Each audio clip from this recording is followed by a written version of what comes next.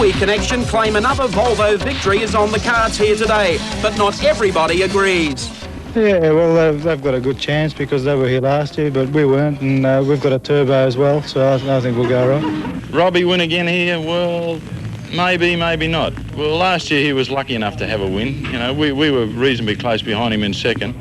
But by the end of the race, his car was looking a little second-hand. It was getting a few leaks here and there. As a matter of fact, I think it had more leaks than Mikhail Lemitov. And like they both had Kiwi pilots too. Well, as you can see, not everybody agrees that Robbie Francevic is a past-the-post winner. Hello and welcome to our telecast of the second round of the Australian Touring Car Championship.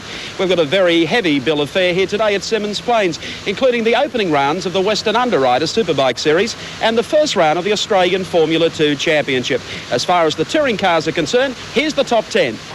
Pole position has gone to George Fury in the Nissan Skyline. His lap, 59.16 seconds. Sharing the front row of the grid with him will be Robbie Francevic in the Volvo 242. From position 3, Peter Brock in the first of the Mobile Dealer Team Commodores. From 4, John Harvey's team partner. From position 5 is Graeme Crosby of New Zealand in the Commodore. From 6, Dick Johnson of Queensland in the Mustang. From position 7, car 7, Charlie O'Brien of Queensland in the BMW. From 8, Jim Richards, the national champion in the JPS BMW. From 9, Tony Longhurst in the BMW 325. From position 10, Gary Rogers in the BMW 325. And rounding out the top 11, John Smith in the Toyota.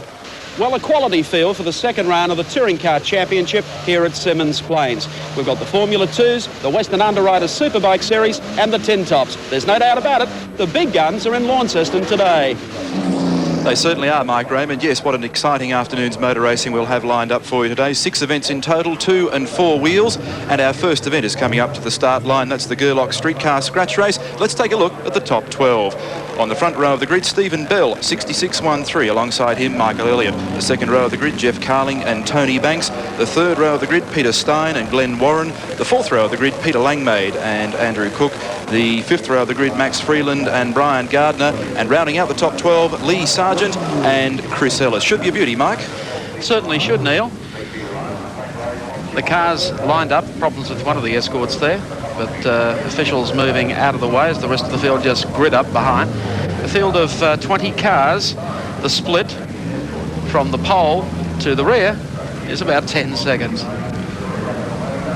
Car number 42, Mike Elliott in the Mazda, sharing the front row with him. The pole setter, number 86, Stephen Bell, in the LJ Tirana. The little Mazda's been around a while. Car 42 being driven by Elliott. It's formerly from New South Wales. Was run at one stage by Peter Dane, the driver we saw last week in the Laser Series. There's car 79. That's Brian Gardner in the Tirana. Car 84 there, the little Escort, is Max Freeland. Rather unusual starting straight here at Symmons Plains as the horn goes for 30 seconds before the start. You can see they actually start on the curvature of the circuit coming up onto the starting straight. So the drivers have to be particularly careful as they drop the clutch after the national flag flies. They'll get their 10 seconds to go shortly. The national flag will be raised. The drivers will be off for their 5-lap journey around the 2.41 kilometre circuit. Just less now than 10 seconds remaining. You can see a portion of the huge crowd. The field roars away in their first of 5 laps, and getting a very nice jump in car 42 was Michael Elliott as the field streams through. But now the horsepower of the Tirana takes over. And Stephen Bell, oh, what a great sprint down to turn 1. I hope he can stop. So Bell in car number 86 into Bramble's hairpin for the first time. And he leads from Mike Elliott in the Mazda. Also a good start from Carling, Banks and Glenn Warren in the Escort. Heading down towards Goodyear Sweeper for the first time. And Bell is starting to run away with this one. Stephen Bell's the lap record holder in this class down here at a time of 65.1. He qualified just outside that at 66.1. As he goes down to the braking area for Coke Corner for the first time. A very handy gap over Elliott, who gets sideways, and he's out of the boonies, and so is Bell. The two of them making an awful mess of that. There must be a little bit of oil up on the circuit. So Bell in strife. There goes the new leader, car number 71. Jeff Carling says thank you very much. And as he comes down the back past the pit area, Carling has a very handy gap. You can see Bell in the background there with his hand in the air. We lost the second place driver as well. So our new leader, Carling, in car number 71, the yellow Tirana, with a very handy gap coming through A.N.L. corner past the pit area and up to complete lap 1 and 4 remaining. Just look at the traffic. Oh, there are 6s and 7s back behind him as they try and come beneath the bridge here. Oh, and Commodore very much sideways. But there's your race leader, Jeff Carling, in the Tirana, coming up to Bramble's hairpin for the second time. but the battle is really on behind him. Starting to back right up behind the second place driver. Let's have a look at second place driver as we pick them up heading down towards the Goodyear sweeper. Car number 5, this is Tony Banks in the LC Tirana. And he's got quite a handicap, as you can well see, over yet another Tirana. So it's the 6-cylinder XU1 Benefit at the moment. I think the next car through then is one of the little Escorts. We had a glimpse of him there in the background in car 95. I think that's Peter Stein. We're going down to Coca-Cola, the tight left-hander at the end of the sweeper. Race leader still Jeff Carling over car number 5, Tony Banks. And there's the gap. Our race leader, 71, Carling. Second spot still being held down by Banks and another Tirana. And then the rest of the field starting to close just a little on Carling. Pretty unusual class of racing, this one down here for street sedans. You'll notice on the sides of some of these cars they have their number and then a letter on the door, the letter being either R or S. For those cars carrying the S, they're actually what they call a super sedan down here, which means that they're virtually a sports sedan like we'd see at, say, for example, the meeting at Amaru Park last weekend, although they run on radial tyres, which would make them a bit of a handful. They're running on Goodyear tyres down here. It's part of the regulations. And those cars running with R on the side are the road registered street sedans, and they must comply with the road regulations in Tasmania. Yes, it was actually amazing to see so many of the cars coming to the circuit this morning. Usually you see them unloaded off trailers. This lot drove straight to the racetrack. There's a good scrap. Heading down to the left-hander, hard on the brakes here. They go through that left-hander and then work their way down towards Besant Corner. Coming out of the bend now, down towards the hump at Mazda. And the field definitely starting to pack up. The man that went through in his second position there, I think, is A.N.L.Cup in the purple Tirana. And slipping back into third place was Tony Banks. Gets a little sideways coming out of A.N.L.Cup past the pits. Having completed 3 laps with 2 remaining. Carling still managing to open up that very reasonable gap. And here's the battle again for second, with Banks trying to make a manoeuvre on the outside under brakes, but he falls back into line. Oops. Bit of a dodge and a weave under brakes. The corner drops well away from the driver there, as you can see. Difficult corner to get through. Heading down towards the sweeper again at Goodyear. Car number 71, Jeff Carling, still well and truly in front, and probably has opened that by about 150 metres. This is 4th place in the Escort, Peter Stein, car number 95. First of the Henrys in the field with the General Motors products in 1, 2 and 3. Locks the brake as he goes into Coca-Cola, gets a little out of shape. Letting a little Escort round the corner. He's got a fair old bunch of traffic behind him at the moment, so he's pushing pretty hard. And down the other end of the circuit, we've got our leader, Jeff Carling, car number 71. He's coming down past the pit corner, and here he is with now 1 lap remaining. Well, you can see the gap that Carling has opened up over the rest of the field. As we mentioned, probably 150 metres, well clear at this stage, coming up to the hairpin, once again at Brambles. See how the car behaves through the turn. Very nicely. And he starts to stretch that lead as he works down now through Castrol straight to Goodyear sweeper. So at this stage, car number 71, Jeff Carling in the Tirana, has the race locked up. That's the Girlock streetcar scratch race over 5 laps. Huge gap. Just get the clock on him. At last count it was in excess of 15 seconds. An excellent job. As he goes down now to Coke Corner for the last time and coming around this very long left-hand sweeper, is the gap is still hovering at around about the 14-15 second mark. Carling from car number 18, A.N.L.Cup. So it's Tiranas all the way. On his way now to the checkered flag. Jeff Carling, car number 71, sweeps out of the last bend and acknowledges the checkered flag. Car number 18 coming through, A.N.L.Cup, and a good scrap for 3rd place, and just squeezing through in car 42 was Michael Elliott. He did a great job to recover. So Elliott in the little Mazda finally getting through. Top job from him, particularly in view of the fact that he had so much trouble there on the opening lap. Let's recap the placings for you on the Castrol scoreboard. After our first event, Jeff Carling, the winner in the Tirana. In 2nd place, A.N.L.Cup, and rounding out the top 3 was Michael Elliott in the Mazda. Today's the opening round of the Western Underwriters Superbike Series for 1986, and the man with us at the moment, the winner of last year's championship, Malcolm Campbell. On a new bike, you must be looking forward to the series.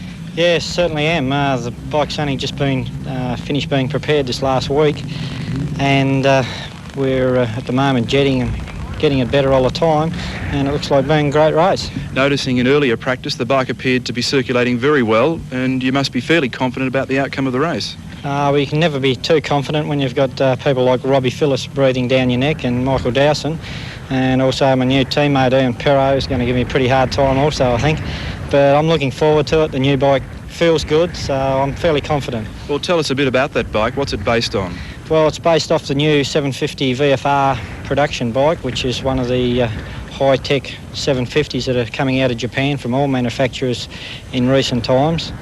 And it's their answer to the Suzukis and everything, and I think they've answered them very well, and we're confident of a good year. Now, the series this year has been scaled down in the machine capacity from 1,000cc limit to a 750 limit. Is that a good thing? I think it is. There's been quite a bit of controversy about it. It brings us on line with European standards of superbike racing. It makes parts available for the privateer, very accessible. They're manufactured purely in Europe and Japan for the European riders, and it looks like it should be a good series here.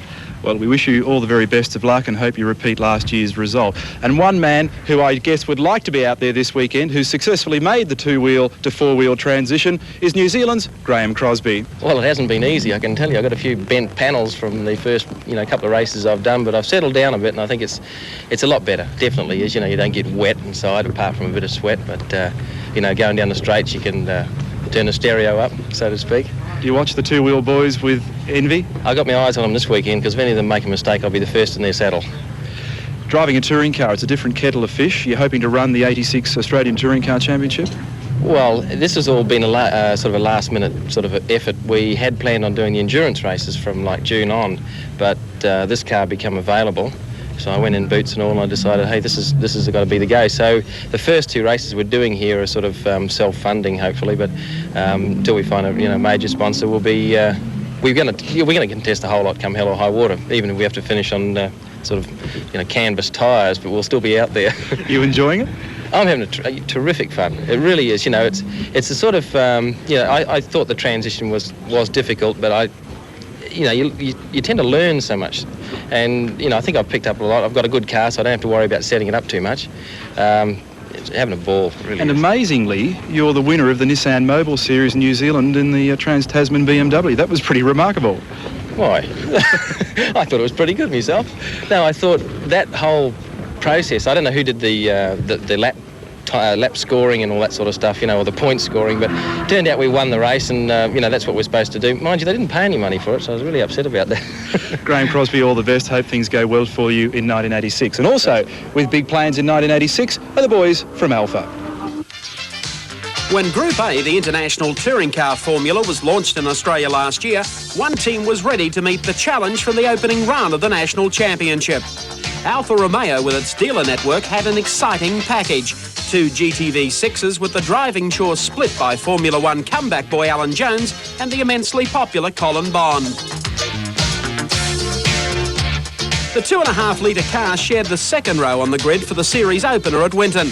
Jones made an electrifying start to keep the pressure on the BMWs, while Bond laid an oil slick that proved to be a snag for the odd Jag. As the season unwound, most of the media attention focused on the brilliant driving of Jones in the number 27 Ignis Alpha. He was sensational in the traffic at Wanneroo Park in Perth, and when the cast arrived in Adelaide for the next round, Jones admitted he was having a ball with the Alpha connection. The reason I came back to do some touring car racing was just to get myself mentally and physically fit to go back to Grand Prix racing. And the Alpha is really good because it's got such good characteristics. You can just sort of throw it all over the place, and it's very forgiving, and I'm having a ball. Are there any circuits where there is a potential of an outright win? Yeah, maybe, I think, Amaroo Park or any circuit that's got lots of corners and little straights.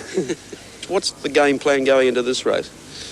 Well, Commentator Zanarini from Alfa Romeo Australia is just giving me my racing instructions, and he said if I could possibly get to the front and stay there, he'd appreciate it. AJ made an attempt to follow orders. He harried the V8s, but a lengthy pit stop put him out of the points battle. That was, of course, until the Tin Top Circus reached the tiny Calder Park strip near Melbourne, and the game plan of the front runners went out the window. Pole sitter Peter Brock was looking at chance until his Commodore swapped ends, and he made an exit quicker than you could say Ferdinand Marcos.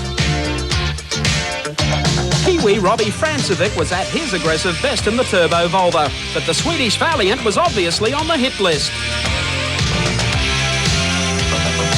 Jones turned in a blinder against the bigger cars. He might have lacked V8 and turbo power, but the little Alpha was handling like a dream. The jackpot for Alpha came at Amaroo Park when Colin Bonds secured pole position. He went on to finish 4th, and a week later he was 5th in the Oran Park finale. The Alpha team's year finished on a successful note at Bathurst, where Colin and Greg Hansford scored a class win and finished 8th outright. 1986 should be another successful year for the Alpha mark. Colin Bond has no doubt about that. We actually are looking forward to say midway through the year when the new car comes out, because I think that particular car not only will it win its class, but it's going to be outright as well. So Alfa Romeo plans ahead for an exciting touring car program with the hint of more power to come and a chance of outright success.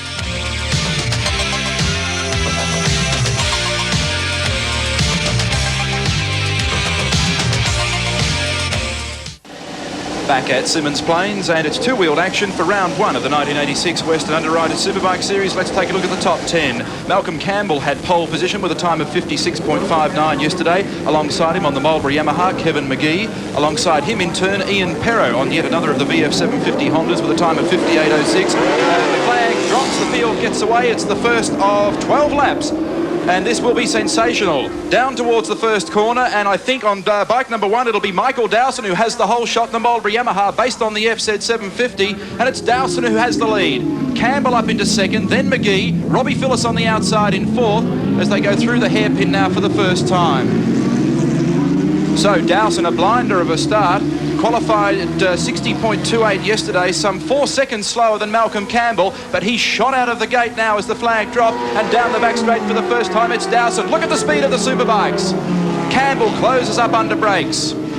Phyllis, I think, now into 3rd position. Mike, what a great start. Fantastic start. We've got a man that's driving on 4 wheels today, but knows all about 2 wheels, and guest commentator Graeme Crosby. Welcome aboard, Graeme. Thank you. I certainly wouldn't mind being out there today. It's, track conditions are absolutely brilliant, and it's going to be some good close racing. Dowson out of A.N.L. corner, the tight left-hander. End of lap number 1, 11 remaining. Malcolm Campbell glances over his left shoulder. A bike and a half separates he and Dowson as he now makes a run for the inside. Does he get him? No. Dowson braver under brakes. Phyllis in 3rd, closing all the time. This is a battle between Yamaha in spot number 1, Honda in number 2, and Suzuki in 3rd. The Western Underwriters Superbike Series for 86 over 6 rounds, and this year capacity reduced to 750cc's as now Campbell goes through on the inside. Lovely riding from the Tasmanian, and Malcolm Campbell on the Honda to the lead. The crowd has erupted on the hill here. Oh, and Campbell down!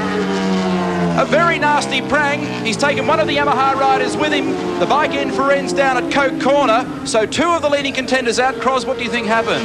Well, it's been already in the previous races. We've seen a lot of cars get out of control there, and I think it really is a bit of a slippery situation down there. Obviously, with the way Mal went down, he lost the front end. Could be said that he hasn't run the tyres in enough, but... Now, here's a replay. Let's see what happened. Campbell on the outside of the circuit there. He'd be under brakes quite heavily. The front wheel ducks out from underneath, and it's curtains for Campbell. I think he took Dowson with him. McGee survived, and so did Phyllis. Oh, how lucky was that? It's a brand new bike. They only had the machine ready last Wednesday, and Malcolm Campbell end for ends out of business here for round 1 of the Western Underwriters Superbike Series.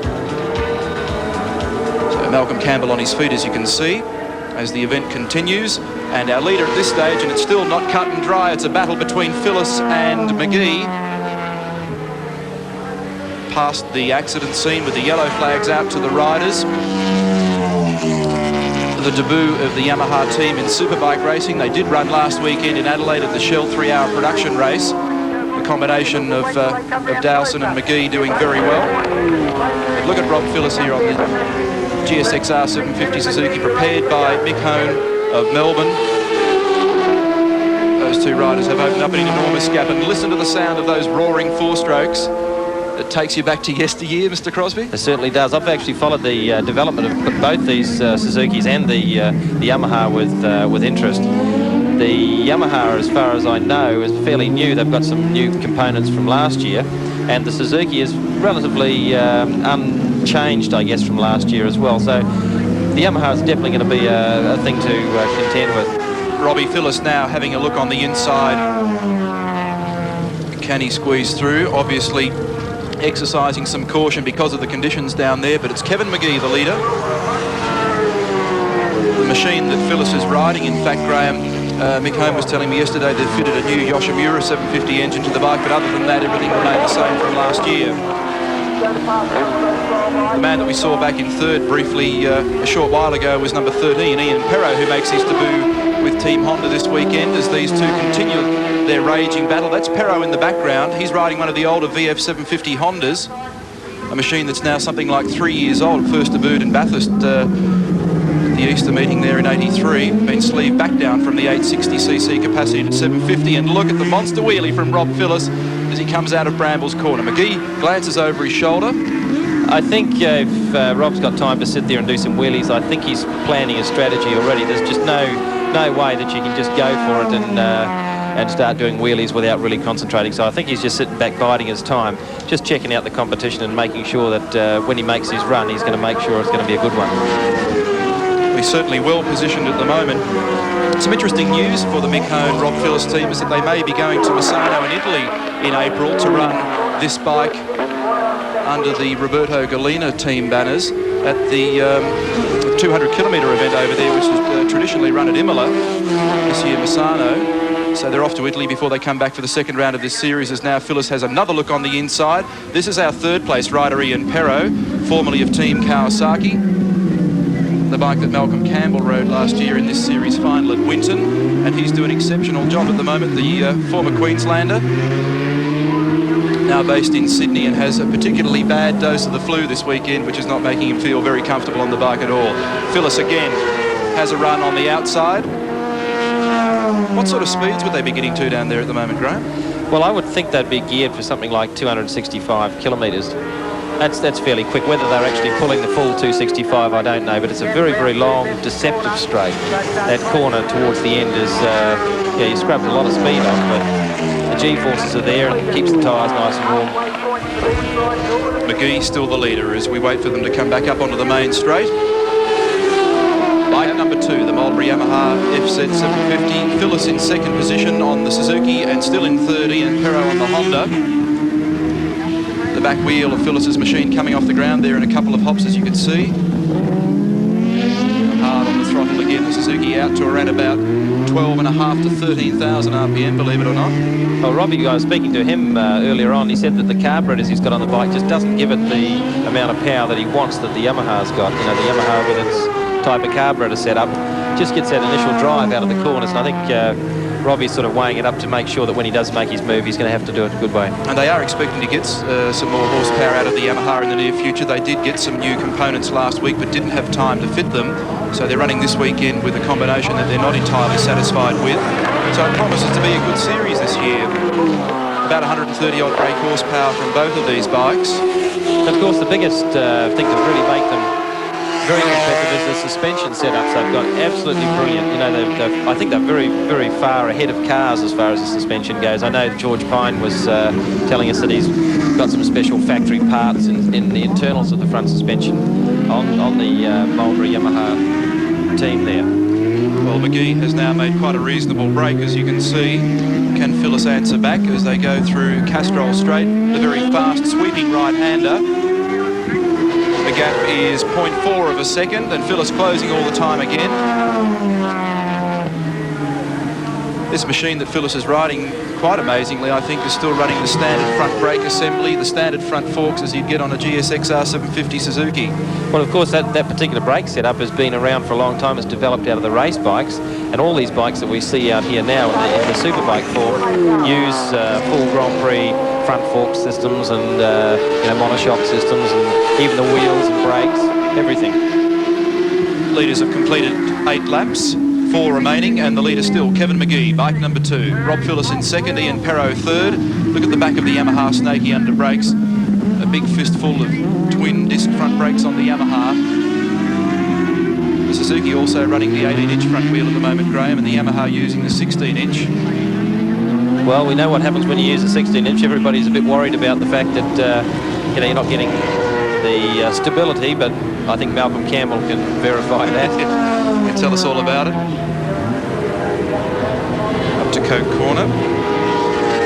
You see, just coming out of that Coke Corner there, we've got the Yamaha going sideways, but he actually pulls out that initial part. Now, it's allowed young Robbie Phillips here to move up nice and close to make that run down to the hairpin and hopefully get that draft down the back straight. I'm just wondering whether or not Phyllis's bike may not be geared entirely right for this meeting this weekend. Mick Holm was saying earlier that they had to fly in some other sprockets for the bike, and it would appear as though he's having a bit of trouble getting out of these tight corners, but it's very quick once he gets wound up. It's more a carburetor problem than a gearing problem, I think. You'll find that just accelerating through probably 4th gear, you can see that he's just pulling right up there. He's mobile now. Can he make a manoeuvre in the closing stages of round 1? It'd be silly to make a move just at this stage. I think he'll wait for probably another lap before he goes for it. Right in behind him. McGee, as I said last weekend, finished second in the Shell 3-hour production race in Adelaide on the standard version of the bike that he's riding at the moment, so he'd be pumped up and confident. The rider that Team Yamaha discovered last year, they've given him a great opportunity to join the new team for 86, and he's doing very well. 2 laps remaining this time through. McGee the leader on 2, followed by Phyllis, and still in the distance there in the background, Ian Perrow. So after the sensation there in the opening couple of laps, this one's settled down just a little, become a game of cat and mouse. I think McGee might have his measure, you know, Graeme. Couldn't very well be, but we'll wait and see. I've known Robbie for a long time, and I've seen him in this situation before. I've got full confidence in him. He did a marvellous job in last year's Swan Insurance Series, doing well on this bike against Grand Prix machines. Tenacious rider. Originally from Albury in New South Wales, now living in Melbourne, and coming down the back straight again. Ian Perrow still back there in third on the Honda. Coming through this time, they'll get the blue flag for 1 lap to go. And they are roaring. They're really giving him a big wind at the moment. Now Phyllis makes a plunge on the inside. Can he pull it off? McGee wants to answer back. The brakes on the Yamaha are sensational. Phillips spots to the outside. There's no fooling around this time. No wheelies from the Suzuki rider. You'll have him by the end of the front straight, by the end of the back straight.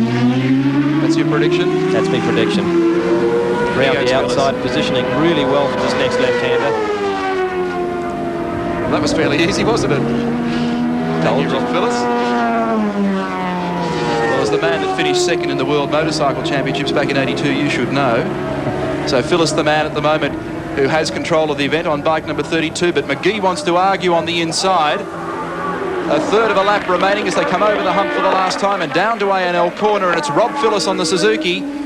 Out of second gear to third, the revs roar. McGee makes a lunge, but it doesn't come off, and Rob Phillips the winner. McGee in second, and quite some way back in third place on bike number 13 is Ian Perrow. So Kevin McGee takes heat 1, round 1 of the Western Underwriters Superbike Series for 1986. And let's have a look at confirmation of placings on the Castrol scoreboard. Rob Phillips victorious, bike number 32. Kevin McGee there on the Yamaha, bike number 2. And finishing in third for Honda is Ian Perrow. Queensland's top banana joins us again this year in the Australian Touring Car Championship. Dick Johnson, you're back with the Ford Mustang. Yeah, well, for this year anyway, we're in the Ford Mustangs, but things could change a little, I'd say, by next year. Yes, I wanted to talk to you about that plan. We've heard some rumours that you've got either perhaps 1 or even 2 of the new Ford Sierras coming. We've got a couple of cars that hopefully will be on the way very shortly, and from there we'll start building them. When you say very shortly, when do you expect to take delivery? Well, that depends on the shipping arrangements, but the cars have been ordered, and I should imagine that they would be in the country within 6 weeks. And they're coming out of England, or are you going back to Zaxby to get cars out of Germany? Are they coming from the States or where? No, they'll be coming out of England, and they'll be off the showroom floor stock motor vehicles that we will modify here ourselves. Now, you went to New Zealand, the car fared quite well. You've been to the US since then. Did you bring back any goodies for the Mustang? 5/8 to 6/5 are nothing. So basically, as we've been running the car towards the end of last year, that's the way we'll run it this year. You obviously feel that the Sierra is the way to go for the latter part of 86? Well, I'd say if the car becomes homologated, which there is a very slight chance it could be homologated on the 1st of October this year, we'll certainly look at being able to run the thing this year.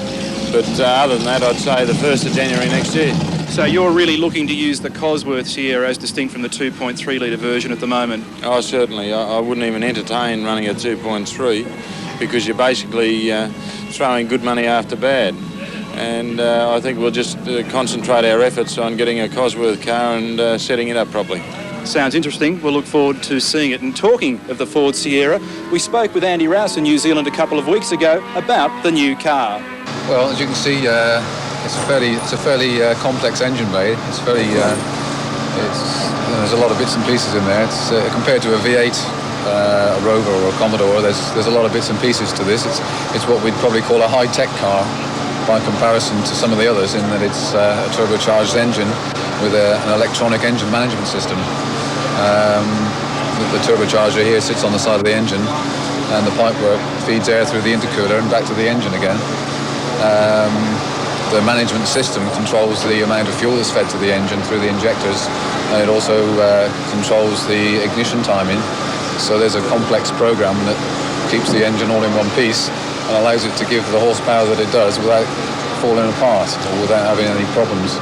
And what kind of horsepower does it develop? It develops well in excess of 300 horsepower and a tremendous spread of torque. It's totally unlike a normal racing engine, and it's not cammy in the fact that all the horsepower is concentrated into one part of the rev range. With this car, there's a tremendous spread of horsepower right the way from very low revs to high revs. The Cosworth engine is only a 2 litre. When you multiply that by the turbo factor of 1.4, it comes out at 2.8, and therefore it falls into the under 3 litre weight division, which makes the car 150 kilos lighter than this one, which is quite considerable. It will also run on a slightly narrower tyre size. It'll run on a 10-inch tyre instead of an 11-inch tyre. But the power to weight ratio will be quite well improved because the engine will produce similar horsepower to this one. So, Michael, some big plans for the Blue Badge Ford people in 1986. When any team enters the Australian Touring Car Championship and goes for an outright win, they plan to run all the rounds. John Smith and his Toyota was not at Amaroo Park for the curtain raiser, and we're a little disappointed about that, John. You've travelled all the way to Tasmania to join the circus. That's right, Mike. We're a little bit disappointed that the organisers at Amaroo Park saw not to accept our entry. We were in touch with them by phone, and they said that they weren't really interested in running any of the under 2 litre cars. What would be the reason for that you would feel? I really don't know. I suppose that there is an argument that there is a separate 2 litre championship being on later this year, but also we were prepared to run as an under 2.5 litre car, and under those rules I just don't know the reasons. Maybe that they prefer to see bigger cars running around here, I don't know. Your little Toyota was very competitive in its class last year. What have you been able to do for 1986? Well, so far at this circuit, because the only one we've really had anything to gauge ourselves with, was something like 4 seconds lap quicker than we were here last year.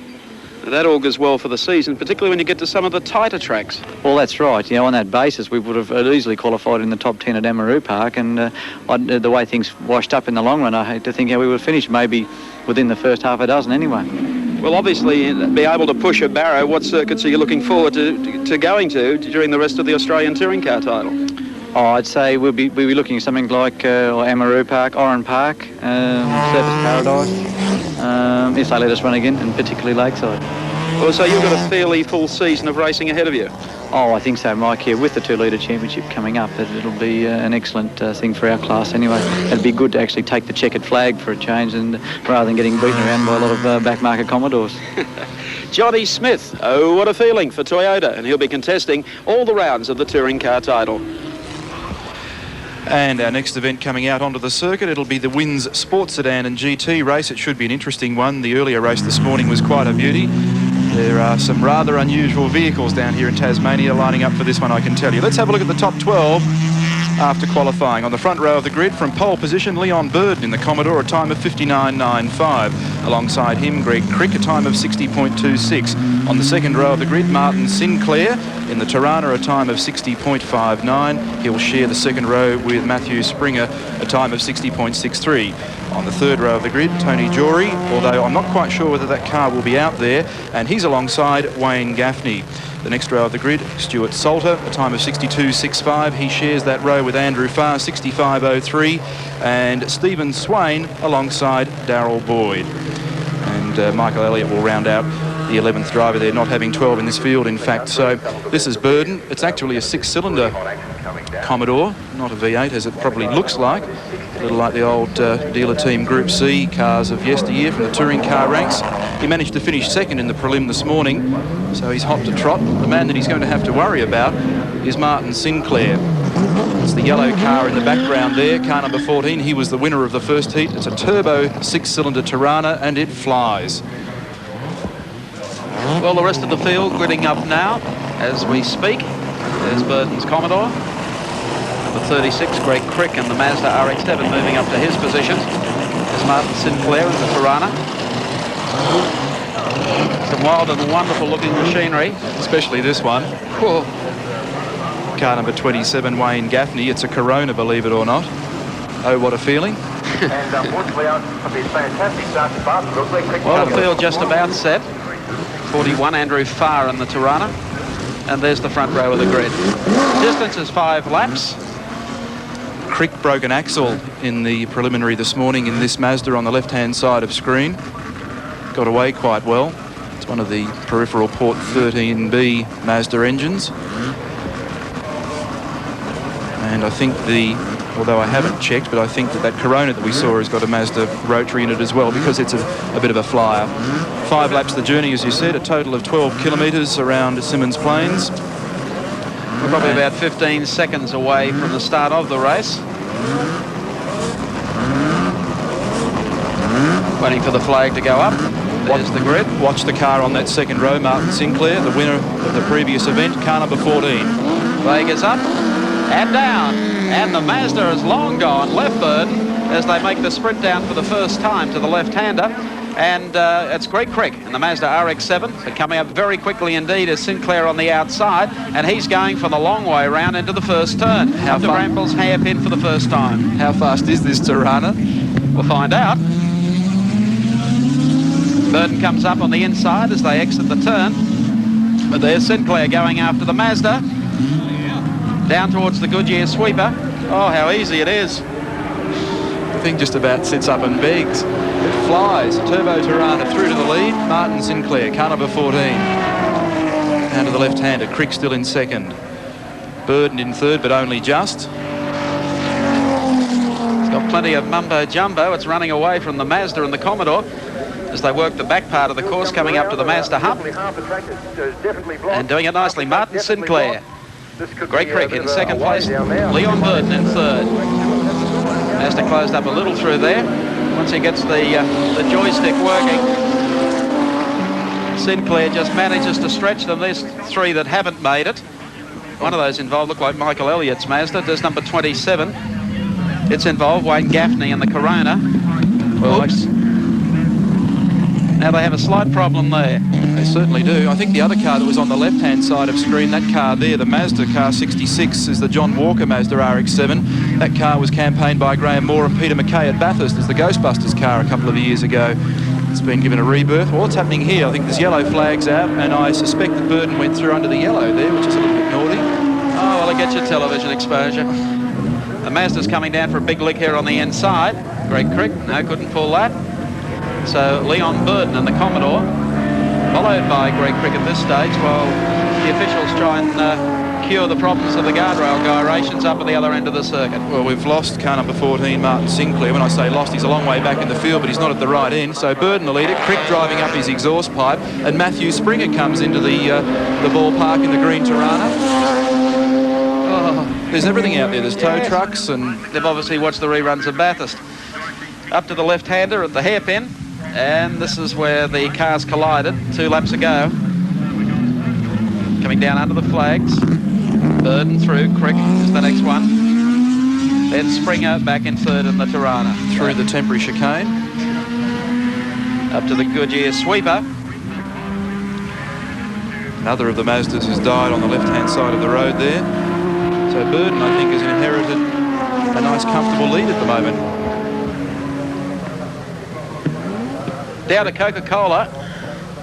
And Leon Burden in the Commodore, number 12. Leads by probably about 2 or 3 car lengths from Greg Crick and the Mazda RX-7 as they work their way up towards Besant and to Mazda Hummer. Over now. Back down into the left-hander. Brings them up to the start-finishing line. Burden starting to open his gap now. 2 laps to go in this 5-lapper. Sponsored by Wynn's and once again up to the Brambles hairpin. Crick acknowledges the yellow flag. There's plenty of them. Through the hairpin. We'll see what's happening down there this time. It'd almost be better to just leave them alone for the moment and keep the track free. It's only a sprint race. So the Mazda makes a lunge now at the back of the Commodore.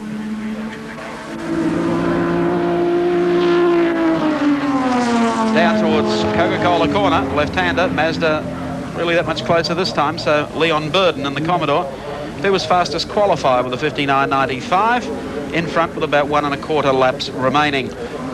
Curious thing is what happened to Martin Sinclair, because he was leading comfortably and then all of a sudden the drama back in the field and he disappeared as well. Gee, the Mazda gets very close to the back of the Commodore through the pit corner. 1 lap now remaining. There's Springer in 3rd place, and a long, long way back in 4th is Kerry Bailey in the Tirana. To the Brambles hairpin again, Leon Burden. Mazda very close through here, but loses out on the horsepower run down to Coca-Cola corner. Coming up behind car 41, Andrew Farr. Excuse me, boys. Okay, Forstow's out of the way. And away goes Leon Burden again down to the Goodyear sweeper. Greg Crick has lost out in that run. And, of course, Matthew Springer in the Tirana still in 3rd. I don't think those positions are going to chase. It just depends entirely of how close Crick can get to the tail of the Commodore as they enter the last part of this lap. It's a little closer this time, coming up once again towards Besant corner, down to the Humpert Mazda. This could be interesting. How close does he need to be? Come through the turn, and Leon Burden. Mazda switches the inside. Springer in a bit of stripe back behind him, but Burden will go on the winner. And does quite nicely from Crick. And Matthew Springer getting up there to finish in 3rd. Well, a very interesting race, a race of changing fortunes. Let's recap the placings for you. The win goes to Leon Burden in the Commodore, 2nd to Crick in the Mazda, and 3rd to Springer, the Stinger, in the Tirana. 18 years ago, the final race was won and run at Longford in Tasmania. Longford is situated 18 kilometres outside of Launceston. It was a unique street circuit, 7.2 kilometres, and a very dangerous circuit, as some of the old-timers remember. Frank Gardner is the JPS BMW team boss, and in those days, Frank, of course, was a cockpit man and a man who liked a challenge. Your thoughts of the old circuit, Frank? Thoughts of the old circuit were great, really. It was, looking back on it, of course, by today's standards, it was quite dangerous. But in those days, you had the Jimmy Clarks, the Jackie Stewarts, the Brucey McLarens, the greats of that era. It was, the cars had no wings, no aerodynamic devices. We geared them for about 186 mile an hour down the main straight, and they were very good. Those sort of 5-speed gearbox. I think the final gear was "Hang on, Lord, I'm coming." But there was a few bridges tossed in, and the last race here that we raced in was in torrential rain with 0 visibility, and there's nothing like sliding across a wooden bridge with a bend in it in the rain on very narrow tyres and hoping to goodness that you're pointing in the right direction, because the waterfall and the river didn't really separate itself too much. In those days, did you think of the danger, though? Not really. It seemed like a good idea at the time. It was there was all the sort of elements for a high-speed accident. There was absolutely, in the overalls we were wearing in those days, it's only recently that crash helmets have tidied themselves up, flame-proof suits have got to the stage. Any accident at a place like this had to be a big one because the speeds were so high. Do you miss those days? I think I would have missed them had I been at that age now, but in hindsight, looking back, one likes to think that you've gained some form of maturity, can look back in awe to think that we were absolutely here dodging sheep, and I think at one stage I won a race down here, and it's the first time in my life I've ever been helped out by the Railways Department. I think the 1:15 train was 15 minutes early. They stopped the race while I was in the lead, thank you Lord. Were you pleased that the circuit closed? Well, you're always nostalgic about these things, but circuit's progress, cars had become too quick. Spectator safety is of paramount. They used to get enormous crowds here. The cars are airborne in about 3 places around the circuit, and it was a case of how you really touched down. And wet weather racing, you could run into virtually a lagoon down the main straight, and the cars weren't designed to float, nor were they designed to stay on the road at those speeds. So somebody had to get hurt. And if thee and me walk down the street, it's thee that's going to get hurt. So in those days, it seemed to be that way. Everybody else was going to slip off the highway but me. Well, wild days for very little pay for the open-wheeler competitors in the late 60s, the final race at Longford being in 68. And the spectators used to assemble around the Country Club Hotel here. They had plenty of time to buy a round or two as the cars sped past on the 7.2 kilometre course. And, of course, as the sign says, Jimmy's waiting inside, and I think I might join Frank and Jim inside for a spot of bogues. Today is round 1 of the Checkered Flag Magazine Australian Formula 2 Championship, and we have a new face with us this weekend, John Crooke, a new car and a man who's put the car on pole position. That's not a bad act. Yeah, we're very happy with it. You must be fairly confident to have done so well so early, half a second better than the other guys. Quietly confident. Yeah, no, we went well. We've done a lot of developing. We've done about 1,000 miles in testing over the last 3 or 4 months, and it's sort of paying off. It's a brand new car? Brand new car, brand new engine. It's a Cheetah Mark 8, and it's a Judd Golf, and all the best bits. So what made you keen on Formula 2? I've raced karts for many years. I like the open wheel purist thing about open wheelers, and Formula 2 was really the thing to go to from supercarts, 250 supercarts. It was really the next step. And how well did you go in the supercarts? Fairly well, yeah. Championships? No, I wasn't in it long enough to really do that, just long enough to know that we were ready for Formula 2. And you do intend to run the entire national series? Yeah, we'll do every round. And what about opposition? Anybody that you're particularly concerned with this weekend? Everybody. Peter McCrow and Neil Israel, Abrahams. One of the problems I guess you have when you come into a class like this fairly fresh is that you can practice cleanly like you did yesterday and things go fine, yet in traffic it can be more difficult. Do you think you'll be able to adapt all right there? Yeah, having raced karts, the traffic in a Formula 2 field isn't really the same. For karts, there's a million of them out there, you know, so traffic shouldn't be a problem. What about the feel of a Formula 2 car versus a kart? It's radically different, isn't it? Comfortable, very smooth. Yeah, it's karts, you grit your teeth and hang on. These things are like a limousine to drive, you know, beautiful. Well, we'll certainly look forward to watching you this afternoon. Hope all goes well, and we'll see John when he returns after this break for round 1 of the Checkered Flag Magazine Australian Formula 2 Championship. And welcome back to Symmons Plains International Raceway, where they're doing a little work, removing those 2 sports sedans that were, of course, involved in an incident. We've got the Yamaha RZ Master Series upcoming throughout 86, starting at Amaroo. Neil Crompton previews. Our 7 motorsports team has traditionally had an eye for action, catering for those of us who yearn for some crash and burn.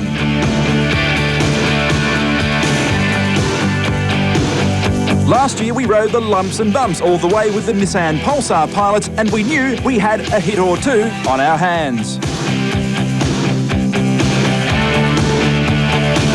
For 1986 we take away 2 of those wheels but sacrifice none of the action when the boys work themselves into a leather lather over the Castrol RZ Masters Series. In last year's inaugural series, the country's leading 20 riders rubbed everything but noses as they fought for the ultimate prize of Masters Champion and the chance to compete at the International World Final in Holland.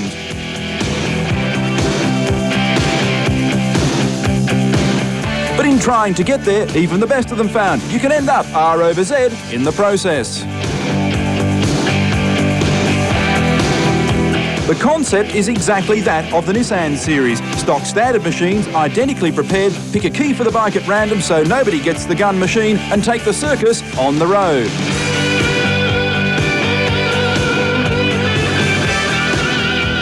After last year's Invitation Series, Kevin McGee and expatriate Kiwi Ian Perrow were the top men. They finished first and second respectively, but fate played a hand and it was third place Graeme who scored the trip when McGee was injured prior to departure.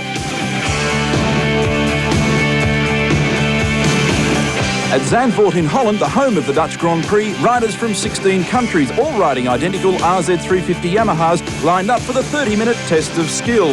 The Aussies had done a brilliant job. In the first wet session of practice, Perrow had claimed pole position, only to be beaten by Muir in the second dry session. Our boys flew the flag against Frenchman Jean-Philippe Reguilla and Dane Henrik Ottersen. From the start of the race, it was a battle between Perrow and Reguilla. Muir patiently waited in third while the two leaders fought, and at the halfway mark actually led briefly.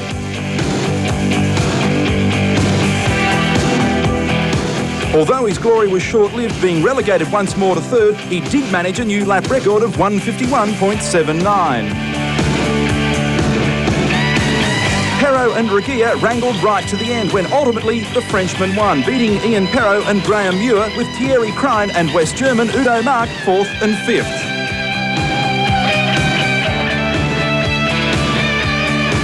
This week the organisers went one step closer to launching the new series at Sydney's Oran Park.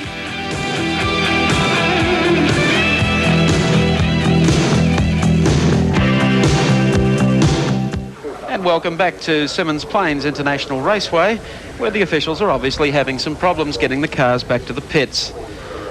The Mazda RX-7 that was involved in the last incident that we saw during that sports sedan race, and they've separated the other two vehicles off the guardrail, and at the present moment they're just waiting to push it off the track, and then hopefully we'll be underway with the opening round of the Chequered Flag magazine Australian Formula 2 Championship. Here's some of the drivers lined up, ready to go racing this afternoon. And joining us for the first round of the Chequered Flag series is John Harvey, who is, of course, better known to our viewers as Peter Brock's sidekick with the Mobile Holden dealer team. But John, of course, was one of Australia's most successful open wheelers, did it the hard way. In the days, they say, when men were men and sat upright in race cars and safety belts were optional. Thanks for calling in, John.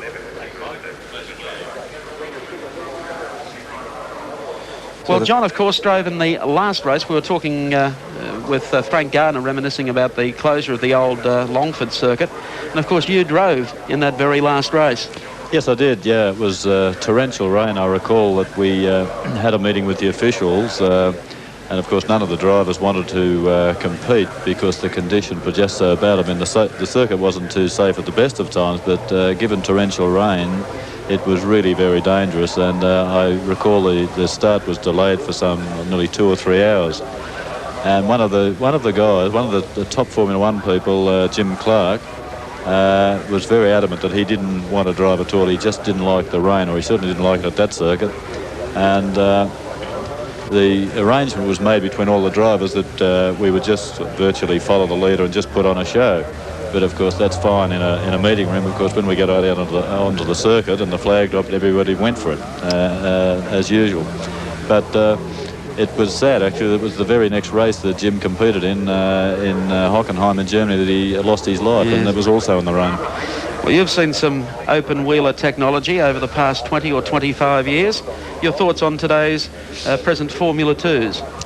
Well, technically, compared to 1966 when I last drove Formula 2, of course they've advanced quite considerably. They're much lighter, and of course they use slick tyres now, where we used to use treaded tyres, and the construction of the cars is much stronger. Any open wheel is not a good thing to have an accident in, but they're certainly a lot stronger now than they were in those days. The other thing that I guess, John, that's really changed is this business of ground effects. Yes, well, it's something we knew nothing of in those days, and I have driven the ground fixed Formula Pacific cars, and to be honest, I find them boring because they go around the corners just so fast. You can just about hold them flat and use every bit of power that the car has without any throttle control, just hold it flat. And up the straight, they're not all that quick. And so I found them quite boring, but that's just my opinion compared to driving years ago on the treaded tyres cars, and where you used to have to use quite a bit of throttle control and correction on the steering.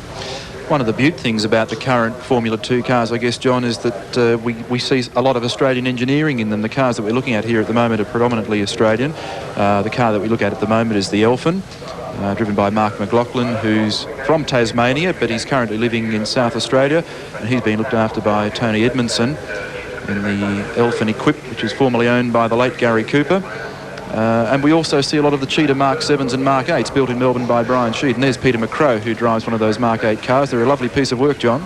They certainly are, yes. I was talking to Peter McCrow this morning. He blew an engine yesterday, replaced it this morning, and found that he was pulling another 300 RPM with the new engine. And so he's had to gear it up to drop it back to 8,800. But the problem is with them, the wind has such a great effect on their performance, particularly down the straight. And a few of the guys have changed ratios this morning, hoping to obtain maximum RPM of 8.8. But if the wind's strong or a strong tailwind and their engines start to overrev, they're going to have to back off. So it's been a little bit of a game down there in hoping they've made the right choice. Well, Peter did say this morning that when he came back in after the warm-up, with the benefit of not having any wind around on the circuit at the moment, he was pulling something like 9.1 at the end of the straight versus yesterday's about 8.6, 8.7. There's Bob Power from Queensland in the Roltar T3. This is a car that was formerly owned by young Lucio Cesario from Melbourne, who's now driving for the Lancia team in WEC racing. The car was actually the national championship winning car a few years ago. And Bob's had some problems this weekend, but mainly in the gearbox area, but he's now got his act together, and they were fairly confident this morning before they went out for their warm-up as well, and he should do quite well. So with the Formula 2 race coming up shortly, we think, in fact, we might take time out to have a look at the top 12 drivers in this one for round one of the series. And on the front row of the grid, the newcomer, John Crooke, car number 71, a time of 54.43. Alongside him in the Elfin is Mark McLaughlin, a time of 54.75, so they're very close.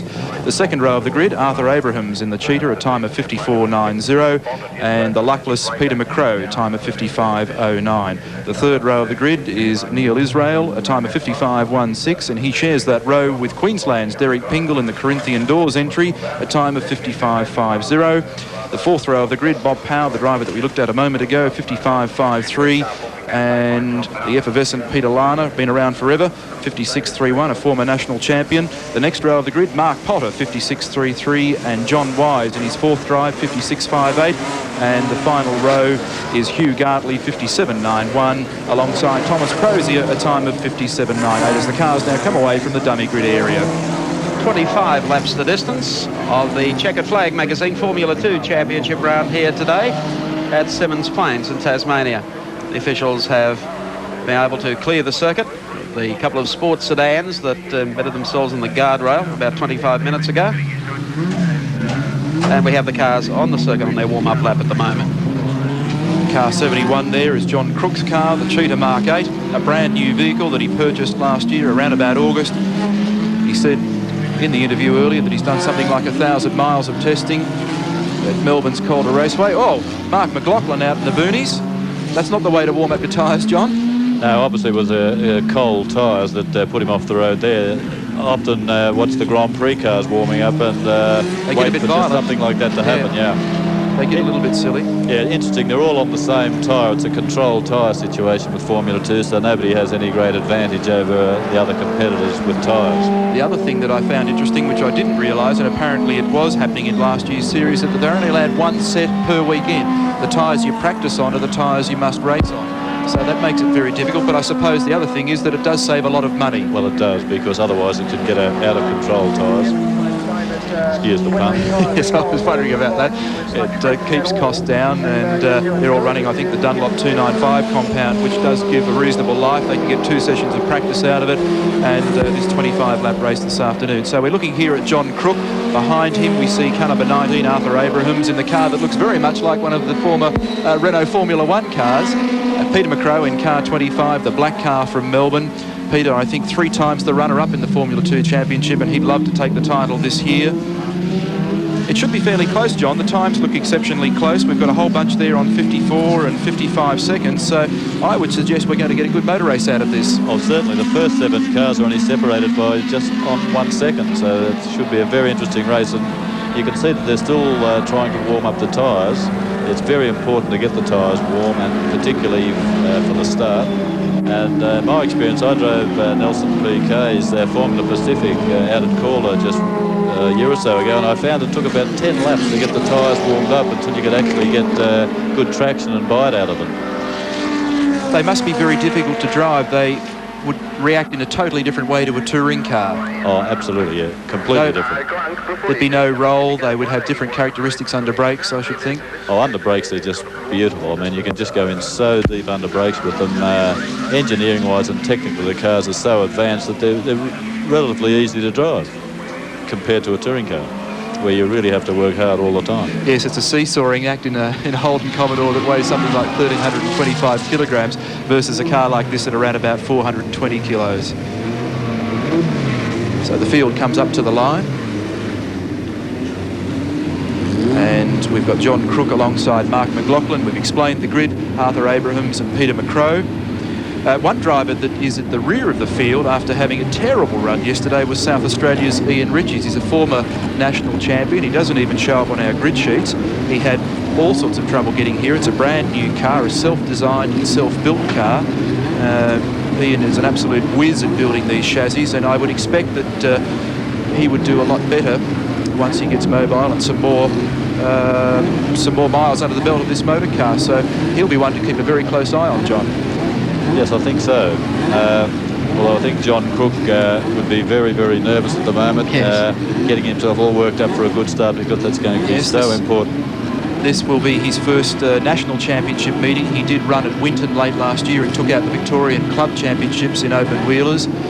So I dare say there's a butterfly or two fluttering around inside his stomach at the moment, although he's a very confident young man as we approach the start. Not too long away from the start of the Chequered Flag magazine Formula 2 Championship, round number 1 at Symmons Plains, and the distance is 25 laps. Starter's flag about to be raised, and we're only seconds off the start, and they're away, and away very quickly indeed, with John Crooke being beaten, I think, off the start completely by Mark McLaughlin, and they are very close indeed as they make their way up into Brambles for the first time. It's Mark McLaughlin's got through, but Crooke comes back again on the inside and will take the lead back. So Crooke will lead from McLaughlin as they exit that turn, and then coming up very quickly, Peter McCrow into third. Yeah, so it was a marvellous start from young Mark McLaughlin, but he wasn't able to maintain that pace, and Crooke has gone through.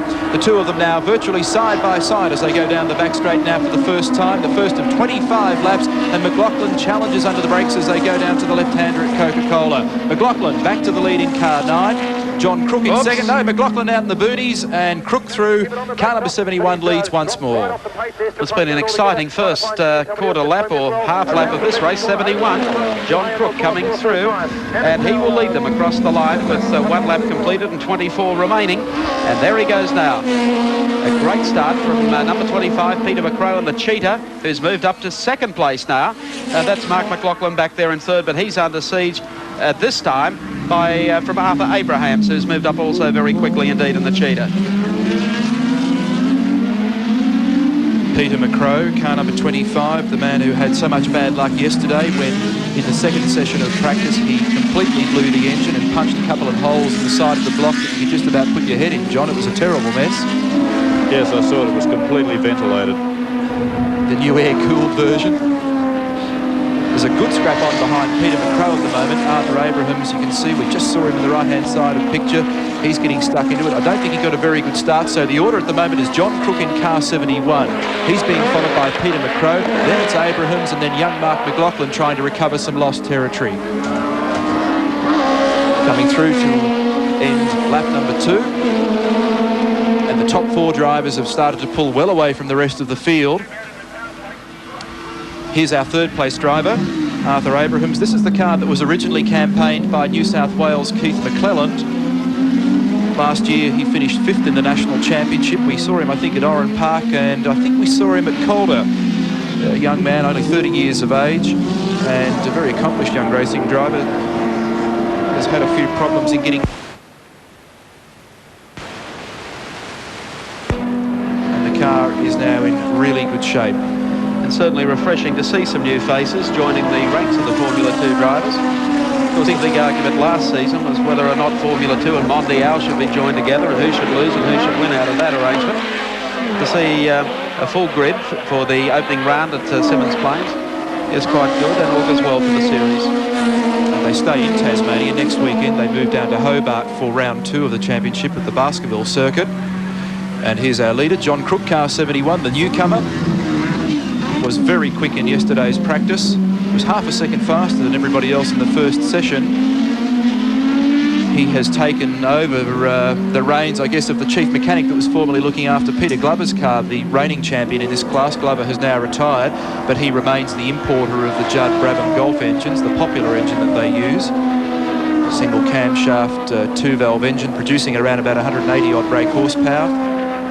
And they are really flying. The open wheelers, as John suggested before, don't look that quick, but they're mobile when you're sitting in them. The butterflies would have settled down, John, for John Crooke now. I'd say so, and he's driving very, very accurately at the moment and doing it very nicely. If he keeps this up, he's got to be looking good, although Peter Macro's been at it a long, long time and also is very consistent, and maybe he's just going to gradually get up on John Crooke. I recall looking on a profile sheet some months ago and actually seeing Peter McCro's name against the Holden dealer team many, many moons ago. Is that correct? Well, it must have been many, many moons ago because I don't recall that one. I think it was in an old Holden Monaro at one stage back in the 60s, so he's been around. Could have dropped the car in for service.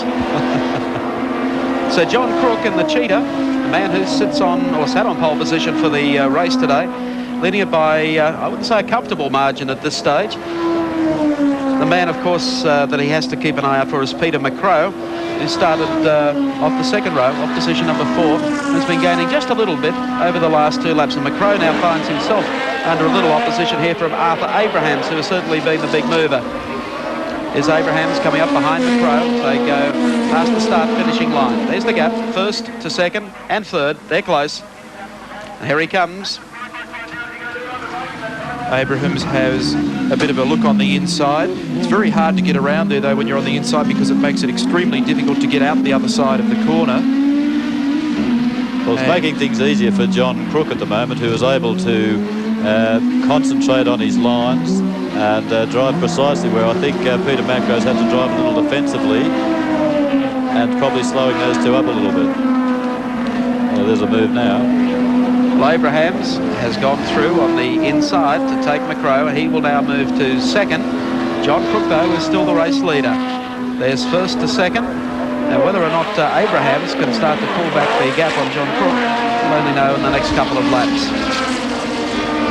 An incident-free race virtually so far. McCro goes through, then Mark McLaughlin. This fellow back in 4th position, Mark McLaughlin, who's in the Elfin. It's the only one of its type in the field. It's virtually a works entry from Tony Edmondson, the former Australian Sports Sedan and GT champion. It's a very nice little car, extremely well engineered. I had a good look at the car yesterday, and he's done a lovely job of that. And young Mark is looking forward to campaigning the entire 86 season in this vehicle. It was interesting yesterday when I was underneath the car, John. Apparently these engines have a little bit of an Achilles heel with big end bearing bolts, and Edmondson was under the car at the time replacing every one of them after the sessions of practice. So there's a fair bit of work involved in keeping them mobile, I guess. Well, that certainly is a worry. That's a problem, and that's obviously why they're very conscious of not over-revving them down the straight, because that's obviously what would break. Mark McLaughlin, car number 9. He ran in about 3 or 4 races last year, and on 2 occasions he had those big end bearing bolts break, which cost them a lot of money. At the time they were running the English Judd Golf engines, and they're now building their own engines in South Australia. to try and save some cost. You're looking at around about, I think, $22,000 or $23,000 to bring one of those into the country at the moment, including duty. One of the more interesting aspects about that motor vehicle is its honeycomb tub construction, as we see here, the battle for the lead, and Abrahams now has a look on the inside. By hook or by crook, he's going to snap Crooke, and he does on the inside. So he's come from nowhere, Arthur Abrahams. What a pass. He's gone through to establish the lead over John Crooke. You must be thinking, what on earth he's done wrong? Well, he put the pressure on John Crooke there, and John Crooke got a little bit out of shape on the brakes, and he took advantage of it. So he's certainly the big mover at the moment, but he's now in the lead. We can have to look and see if he can maintain it. Abrahams qualified third quickest yesterday, but he was the fastest in this morning's warm-up. But look at Crooke under brakes. Very strong under brakes. He really closed the gap then. I guess he's fairly used to rubbing elbows in the supercarts, which are a ferocious little thing to drive. The 250cc six-speed machines, and about half an inch separates you from the ground. But he's going to have to call on all his talent at the moment to close up on Abrahams. Here he comes again under brakes on Abrahams. That's where he slid last time around, and Abrahams was able to take the lead away from him. Coming up towards Bassett and the hump at Mazda is Arthur Abrahams, number 19 in the Ignis entry. And John Crooke still very close, probably about 2 car lengths, then back to Peter McCrow, who's running in third. And of course, just wide of them, Mark McLaughlin in car number 9. First three. He's dropped really off the pace, McLaughlin. Yes, he has. The first 3 cars, identical chassis and exactly the same engines, the VW Golf, and then that Elfin of McLaughlin's. And Crooke, I think, if anything, John started to get just a little bit too desperate at the end of the straight. We saw then that he went well wide of the apex of the corner, and I think he lost some ground coming out of the corner. Yes, that's right. He's lost it here, although there could be a difference in the gear ratios here. This car's much faster in top gear on the top end. He's brave under brakes. He's very brave under brakes, but you can see there the car just moving around a little bit. He's losing a little bit of ground there. Yes, well, it appears to be fast in but slow out. Which is not the way to do it. That's right. Well, while all this is happening with the first 2, Peter McCrow is still right there. This is interesting because before one could have thought that maybe Crooke was holding up Arthur Abrahams, but he's been able to come back again, Peter McCrow. Lap 10 of 25 they're working at the moment. There's your race leader. Oh, here he comes. I tell you what, you won't do it around the outside. Good move, but I think Abrahams knew exactly who was going to win coming out of there. So Arthur Abrahams continues to lead.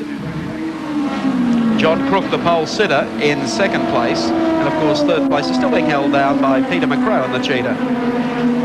We'll see whether or not Crooke can close up again under brakes up at Coca-Cola corner. He does a little, but not like the last lap or so. A very full season for the Formula 2 Championship this year. Yes, there's 9 rounds of the series, takes them all over Australia. It's going to keep them busy, that's for sure. There's a fair bit of money involved in keeping one of these vehicles on the road and keeping them race prepared. Let's update the placings for you in the checkered flag Australian Formula 2 Championship. Race leader is Abraham. Second place held by John Crooke. Third is Peter McCrow.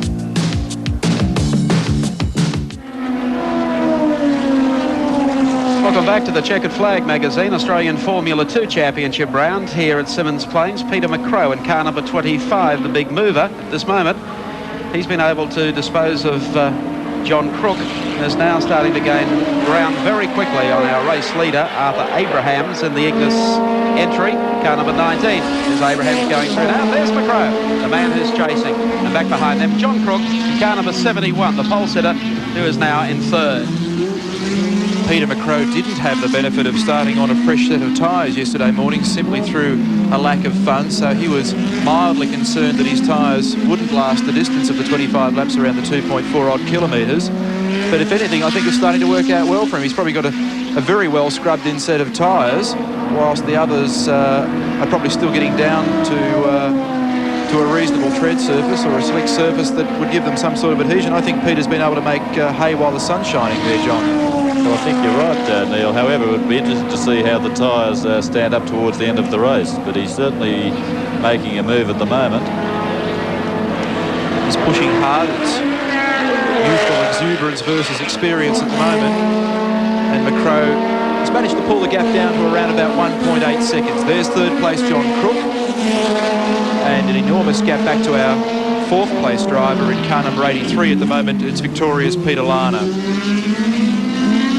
I think it'll be an interesting season for the youngster, John Crooke. A lot of experience in karting.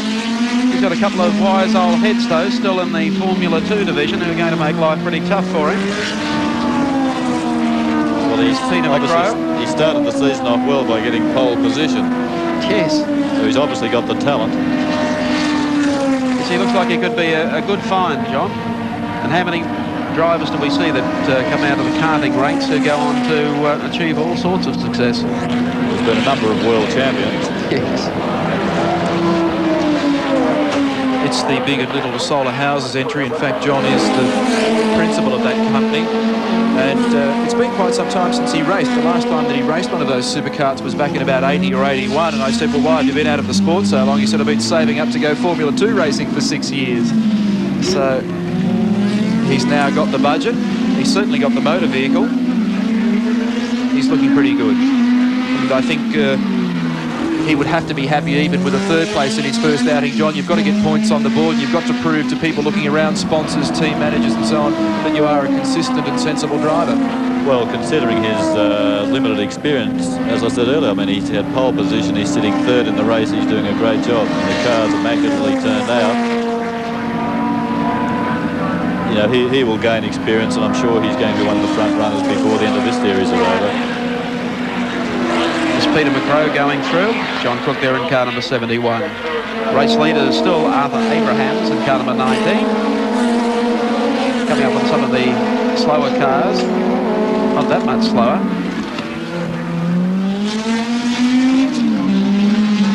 And there is the race leader, Abrahams, coming out of Bramble's corner, lap 17 of 25. The opening round of the Australian Formula 2 Championship here at Symmons Plains. We were talking earlier about ground effects on these cars, John, and probably to further explain that, the side pods to the left and right of the driver, which also contain the radiators for the car, are, if you could look underneath the car, very much like an inverted aerofoil on an aircraft. So in other words, rather than creating lift and lifting an aircraft wing, works in the opposite direction and actually drags the car to the road. That's exactly correct. Perfect description of how it works. But it also requires then that you have to change the spring rates to stop the car being stuck right through the ground. And that was my next point. They must be very difficult to drive because of the amount of vibration that the driver would get back up the field through the car. Yeah, well, they become very, very twitchy, but then the next move is you use softer tyres to give you that traction so that the car doesn't go off the road. And as you said earlier, Peter McCrow, starting on a second-hand set of tyres, is probably starting to feel the effect of that now. He doesn't appear to have made any ground over the last few laps on Mark McLaughlin. Part of that entire ground effects package is, particularly on these Mark 8 cheaters, the ability to tuck front and rear suspension inboard on the car. That's to say that the rear shock absorbers and the associated components aren't out where there is fresh air that would interrupt the airflow underneath the car. And when you see the shot from behind the car, you'll notice that you don't see all the springs and the odds and ends that you would normally see under an open wheeler. It's a very clean passage for the air, and obviously Brian Sheed's done a brilliant job on these Mark 8 cheaters. That particular one there is going very, very well. You still yearn to have a drive in an open wheeler, Harv, or have you been able to cure that appetite? No, I think I've cured that appetite. Open wheeler driving, you've got to be young and brave in my opinion, and I'll stick with touring cars. I mean, you obviously have to be fairly brave in a touring car, but not like an open wheeler. There's Peter McCrow, car number 25, and right behind him, John Crooke closes again under brakes. Ooh, that's brave. Well, he's trying. He's got a little tiger in him. He's hungry, and that's good to see. Yes, it certainly is. Coming up onto the back of car number 2, Graeme Blee in the Cheetah Mark 6, one of the earlier versions of these cars. So Peter McCrow finds himself under a little more pressure as the race progresses. John Crooke, who was the pole sitter for the event, is climbing, or trying to climb back from third to take second away from Peter McCrow. He likes to feint an outside run here. He won't make it around there. No. I think we're just starting to see some black bands appearing on those tyres of Peter McCrow, so the scenario unfolds as you suggested, John. They were good in the middle stages, but I think if anything the tyres are now starting to take a bit of a beating. And I think John Crooke is perfectly placed here to pull out and to get Peter McCrow under brakes. Sits in behind now, takes the run. He does go deep. There was a yellow flag up down at that corner at that stage. I don't know what that was for. There's a car on the outside down there. Stationary yellow, John. I don't think you can pass under it. Well, no, but I think he passed just before the actual flag point. And it's a stationary yellow just to warn them that there's a car off the road. So John Crooke comes back from third to second. The race leader, though, is still Arthur Abrahams in car number 9, the Ignis Cheetah. And he's probably about 50 or 60 metres ahead of John Crooke as they come along Castrol Straight. And now they'll take the right-hand kink into the Goodyear part of the circuit. There's the gap, first over second. Peter McCrow, the black car, in third. I spoke before about Ian Richards in car number 11, who was on the back row of the grid. He's managed to bring that car up into 6th place, I noticed before. So that's been a mighty drive from him. Well, he's obviously shown a lot of tiger to bring it through the field up to 6th place.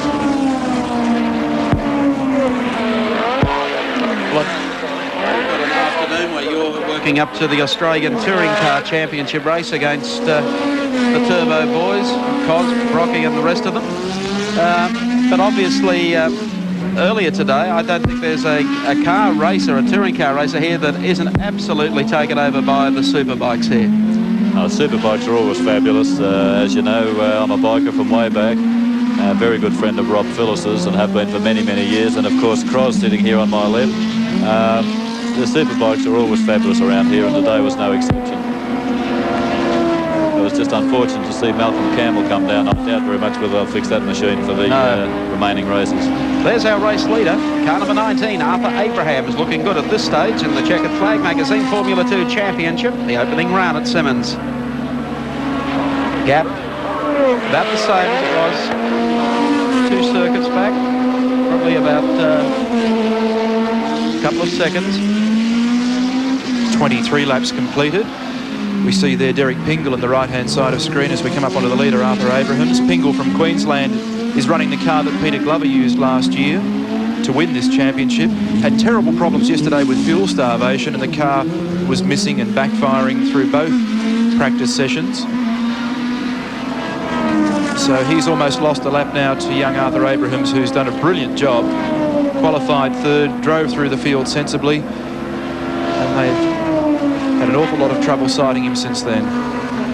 I think Arthur Abrahams has the race well in hand at this stage. Be very unlucky to lose now. Tend to agree. Coming up to put a lap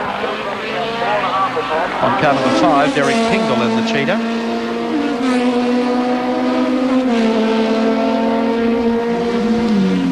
And Arthur Abrahams, car number 19, clear of John Crooke. And third place still being held down by Peter McCrow. So still a great initiation for John Crooke. He'll be tougher as the season progresses. I think he will have learned a little from today's opening round. A little too much exuberance at the wrong time. Ah, yes, but you have to expect that from a young guy having his first race, and it's great to see that he's got the tiger in him and he's still up there in a very good position. I mean, who knows, he could go on to win the championship this year. Exactly. A long way to go yet. Yes, a lot of racing to do. Baskerville next weekend here in Tasmania. Coming up past Besant into the Mazda Hunt. Car number 19, Arthur Abrahams. And the checkered flag will come out, and Abrahams will be victorious in the Chequered Flag Magazine round 1 of the National Championship. A fairly large gap back to John Crooke and then Peter McCrow. It's confirmation of placings on the Castrol scoreboard, and the winner, car number 19, Arthur Abrahams in the Cheetah. In second place, 71, John Crooke in the similar machine, and in third place from Melbourne, car number 25, Peter McCrow. Welcome back to Symmons Plains International Raceway, where we're awaiting the riders on the track for Heat 2 of the Western Underwriters Superbike Series after the thrills and the spills of Heat 1 this morning. I would say that Malcolm Campbell would be an unlikely starter for Heat 2, Neil Crompton. Yes, I think there'd be the odd scratch or bruise after his little excursion at the end of the back straight. One rider that also got tangled up in that is this man here, Michael Dowson. Still got a smile on his face. It's a good field of superbike riders lined up in this, and of course the winner of the first heat was Melbourne's Rob Phillis on the Mick Hone Motorcycles GSXR 750 Suzuki. Second placing went to McGee on the Marlboro Yamaha FZ 750, and third place went to Team Honda's Ian Perro. And look at the enormous crowd that's built up here about 30 kilometres outside Launceston in Tasmania for round one of the bikes, and of course round two of the Australian Touring Car Championship, which comes up shortly. Should be a beauty. Because I think one of the particular treats of this meeting is the fact that they do combine the superbikes and the touring cars together. And I think they get so many of the bike followers who love to come along and watch the touring car tyros. And I tell you what, there's a lot of touring car supporters here who are just absolutely stoked by the bike action they've seen here today. It really is good. They are engaged in an entire series again this year, and of course we're in the build-up at the moment to the Easter Grand Prix at Bathurst for bikes. There's Chris Oldfield, by the way, bike number 01, just to the right-hand side of screen on the Bimota Ducati, which is a rather interesting machine if you're into the Euro bikes. You like a little bit of spaghetti in the Italian machine. It's an unusual bike, Graeme Crosby. A mobile air compressor. No, I'm not all that keen on Ducatis, but Let's just say what you mean. This particular bike, I've been watching it in the practice sessions, and it's really, really good. It looks as if it steers good. It's got good weight balance, and Chris Oldfield is riding the wheels off it. So I think he'll be up there, although he won't be up with the real leaders, but time will tell over the whole series, I guess. Well, poor old Chris is down to about 85 or 90 brake horsepower on that bike, whereas the bikes that we look at the moment, like Phillis and Dowson, McGee and company, are about 130 odd brake horsepower. But at least with that 80 horsepower, he can use it. They're down on 16-inch wheels and big contact patches, and he just goes into the corner a lot harder than these other guys. Section of the big crowd here today. So we'll obviously tell him to get off the Launceston. It's hard to speak after that, isn't it? Rob Phillis, bike number 32, already points on the board, the leader of the championship after one heat of the first round. And in fact, that's the top three. Team Yamaha, Team Honda and Team Suzuki, as the Derek Pingall machine now gets pushed back towards the rear of the dummy grid. The Corinthian doors entry, and we go from 4 to 2 wheels. And I'm really looking forward to this. Again, it's over 12 laps. Superbikes are loosely based on production motorcycles. That's to say they still use the production frame and the base engine case components, although, Graeme, I guess they've got enormous modifications to things like pistons, cams, carbies, exhaust systems. They use slick tyres, better brakes. Of course, the engines are basically free as long as it's not above 750cc. Chassis you're allowed to modify, but really you've got to look at it as it's on the track there. It's got to look like a motorbike that you can buy off the showroom floor.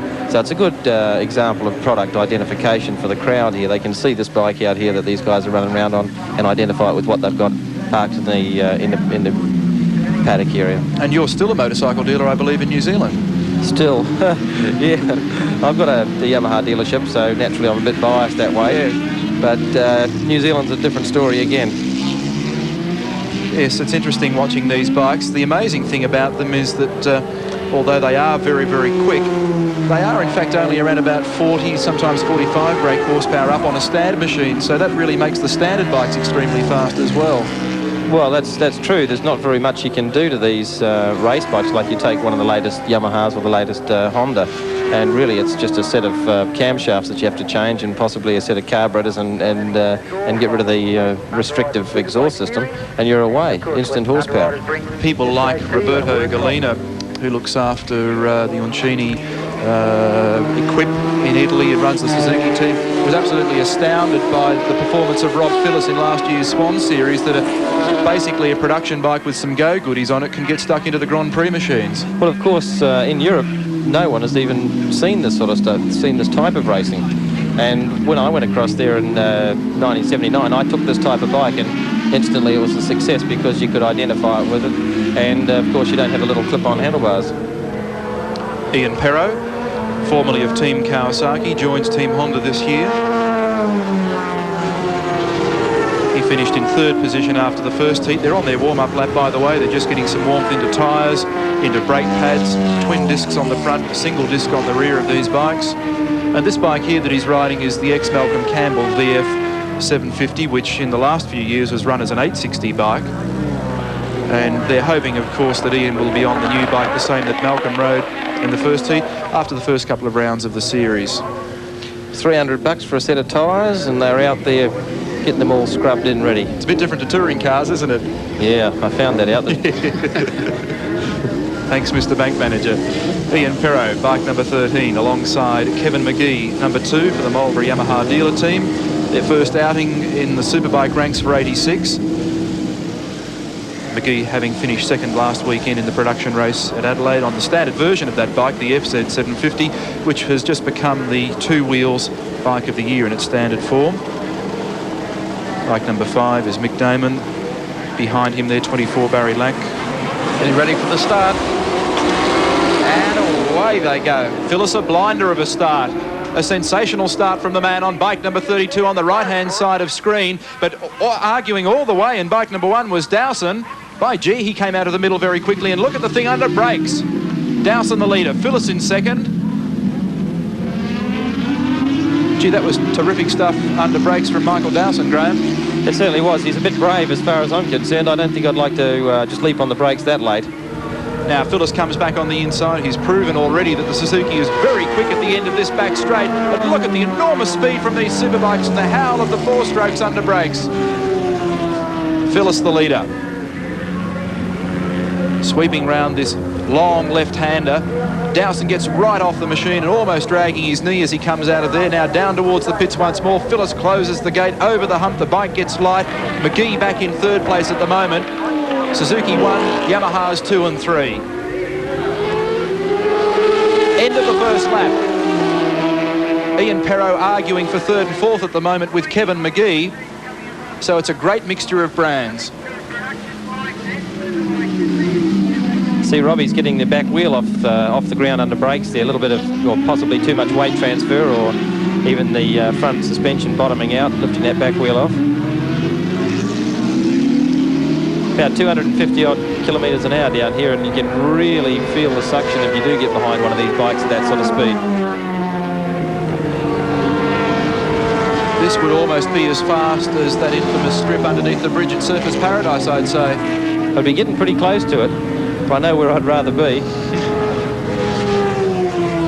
Coming round the back of the pit area once more, Rob Phyllis on the Suzuki. This is Michael Dowson, bike number 1.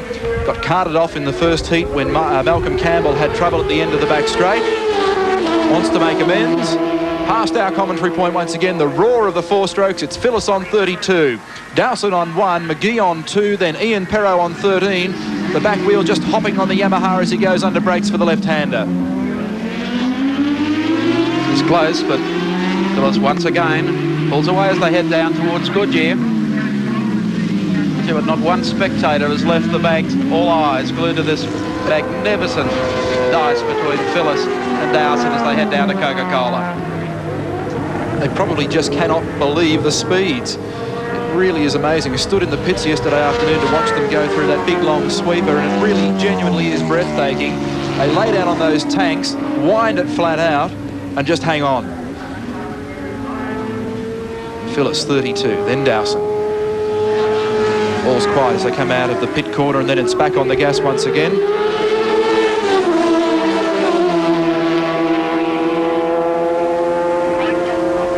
You can see the gap between second and third. Kevin McGee under pressure at the moment from Ian Perrow. Look at the weight transfer on the front of the machine. Perrow, the man in fourth place at the moment on bike number 13, carrying a terrible dose of the flu this weekend. And I think he's doing a great job, all things considered, Cross. He's not doing a bad job, but he's riding a bike that's, you know, especially three seasons old. And, of course, nothing's really been modified to bring it up to this year's specs. The Yamahas have proved to be something of a surprise, really. Yes, and as we explained in that first heat, they've still got more components to come. So I think it's going to be a terrific series because Campbell did so very well. And look, we've got a new leader. I noticed that across the back, Robbie Phyllis has gone and taken a step backwards, back into second.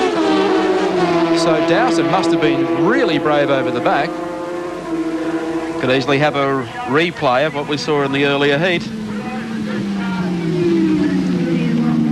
Michael Dowson, Rob Phillis, and Kevin McGee and Ian Perro. They're close. They come along Castrol straight and make the turn into the Goodyear sweeper now. Everyone watching Phillis. Can he do it again? I think he's quite happy to sit there like he did in the first race. He did try and get out there and make a run for it, but the Yamaha's just got the legs when he's sitting in behind him, probably 10 or 12 feet behind. He gets sucked along really well. And that's the, I guess the Yamaha not being as quick as the Suzuki would have to be in the slipstream all the time to maintain that close racing. Kevin McGee's getting closer as well, Graeme. He's moved up there. I see Dowson's really moving around on the bike and it's starting to go sideways and sliding, and I'm just wondering whether or not he's actually put a brand new tyre on after that little escapade that he had before.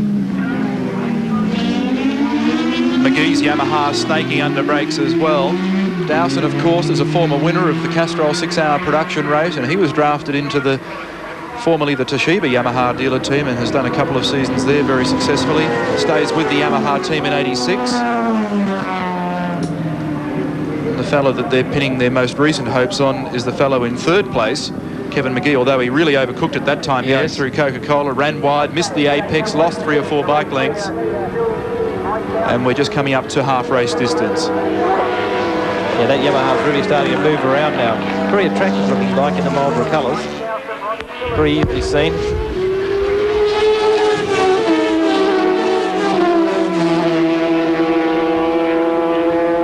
Back in fourth place there, we can see Ian Perro still trying extremely hard on that VF750 Honda 4-cylinder machine. Modified this year to comply with the new regulations of 750cc capacity limit. And he's working hard. My G's working hard. Look at him tucked in behind the fairing, up through 4th, 5th, and then finally into 6th gear. And it's just here that he peaks about 245, 250 Ks. Missed the apex there by a few feet and you're out in the green. So Graeme, Crosby, a very exciting round 1 of the Western Underwriters Series, and I think you've got an engagement in a few moments. Well, I'd like to sit here and watch it, but really I've got to go and warm the other thing up. The best of luck. Thank you, Graeme. Ian Perro, Team Honda. Kevin McGee, bike number 2. I just enjoy sitting here listening to the sound that these things make. They're flying. Starting to come up now on slower traffic. And the leader is still Michael Dowson. Bikes have sounded magnificent here all weekend. Dowson, I think if anything, is starting to open that on Phillis. So we'll just in the last lap or so. Get a time on him this time. Robbie. 0.7 of a second. I think it's the biggest gap that we've had so far. And just checking the gap from second to third, we're now looking at 1.7 seconds. Yes, well, McGee was a lot closer, and Perro, they've managed to drop off as well. So it's certainly, at this stage, down between Dowson and Phillis. You'll recall a couple of years ago, Mike, the battle between Phillis and Malcolm Campbell on the last corner of the last lap of this series, and it was terrific. Changed positions twice in probably 200 metres coming down for the checkered flag. Next round of this series doesn't come up until June of '86 at Wynn Raceway in northeastern Victoria, and as I mentioned before, Phillis is hopeful of putting together a deal at the moment to run his superbike in Italy at Misano in the event replacing the Imola 200 event. Now Phillis closes the gap once again. I think he's going to try for a carbon copy of Heat 1. Gets into the slipstream of the FZ750, and look at the pace of the Suzuki. Now gets into a challenging position, up onto the inside, pokes his nose in just to let Dowson know that he's there. Phillis really is sensational. He's so smooth and he's so fast. If there was any doubt that Phillis couldn't do this from behind, I think it's been dispelled. Michael Dowson. Round 1, and that's something that he'll want. Last lap board comes out. So 1 lap remaining, 2.4 kilometres of racing to go. Phillis second in last year's championship. Campbell, the reigning champion, and he wants to get the championship back, and he's doing everything right at the moment. The back wheel of the Suzuki off the ground. Dowson wants to go back on the inside. The two of them side by side, and it's Dowson on the Yamaha who comes back once more. There's not much room left over there, but Robbie Phillips is going for it on the inside here. Dowson on the outside on 1, and Phillips up on 32, side by side through the sweeper, and heading down to the left-hander at Coca-Cola. How would you like to rub hips at 250 kilometres per hour? And it's now Rob Phillips who has the lead on the Suzuki. Coming into the final quarter lap of this race, the second heat over Besant. Here's Phillips, 32. Dowson coming back, number 1 for the Marlborough team. Into the left-hander. Phillips in control, sweeping almost off the bike. That time was Dowson, and Phillips across the line, and he'll take it. And second place will, in fact, of course, go to Michael Dowson. Well, what a tremendous finish for round 1 of the championship, heat 2. And a brilliant win goes to Rob Phillips on the Suzuki, making it 2 out of 2. Almost running out of puff after that one. 12 laps of excitement. Phillips pops a victory wheelie. And confirmation of placings, Rob Phillips. The winner in second place we had Michael Dowson, and in third place on the Marlborough Yamaha was Kevin McGee. Nissan returned to Australian touring car racing 7 days ago. George Fury won pole position for the season opener at Amaroo Park. And 7 days later, George has done it again, this time at Symmons Plains. That puts you on pole for today's race, and 2 out of 2. That's not bad. It's particularly pleasing because we did this time on race boost, whereas we believe the Volvo hadn't had the turbo screwed up a bit, so it all works well for the race. Of course, that's the complaint, I guess, the Commodore drivers and a couple of the Ford drivers are going to make, that you play certain strokes with a turbocharger in qualifying. Well, we don't. The car's so new that we don't really believe in doing that at this stage. We'd like to see the car have a reliable run, and it's been really fantastic, and it's got plenty of power. So that's not really our limitation in any case. So we like to play fair with our competitors. Well, you're on a circuit that obviously suits horsepower output. Yeah. The circuit suits both the Volvo and our car. And I'm looking forward to a good race. And the problems from last weekend, George? The last weekend was a rear wheel bearing failure, which overheated the back tyre, and it's just a one-off thing that I hope will never ever happen again. Still a very, very successful debut, 2 poles in a row. I think I'm wrapped, and I hope everybody else is, because and I hope we can wrap it up this weekend. George Fury talking with Mike Raymond about the potential outcome of the Australian National Line Australian Touring Car Championship Round 2, of course. And we look at Peter Brock here in car 05. Problems last weekend. Rear tyres going off on the tight, twisty infield area of Amaroo Park. And I think ultimately finished in something like 5th place. And this weekend he's hot to trot on the second row of the grid. His teammate there, John Harvey, helping us out this afternoon in the commentary in car 3, carrying Symmons race cam. And it'll be a classic confrontation between the big V8s and the 2 turbo cars this afternoon. Well, the second round of the Touring Car Championship has attracted 11 entrants. A lot of people say that's not a quantity field. It certainly isn't, but the 11 that we have is absolutely a quality field. So I think we're looking forward to a great scrap up the front of the field, certainly between the 2 turbocharged cars, George Fury and Robbie Francevic. They're out on their warm-up laps at the moment. Tucked in behind them, Peter Brock and John Harvey. They'll split the second row. Graeme Crosby, who has also joined us in commentary while the bikes were on this afternoon, has qualified very strongly on 5th. Let's take a look at the starting grid for the Australian National Line Cup for touring cars. Pole position has gone to car 30, George Fury in the Nissan. From 2 is car number 10, Robbie Francevic of New Zealand in the Volvo. From 3 is 05, Peter Brock in the Mobile Commodore. From position 4, car 3, John Harvey in the Commodore. From 5, car 2, Graeme Crosby of New Zealand in the Commodore. From 6, car 17, Queensland's Dick Johnson in the Mustang.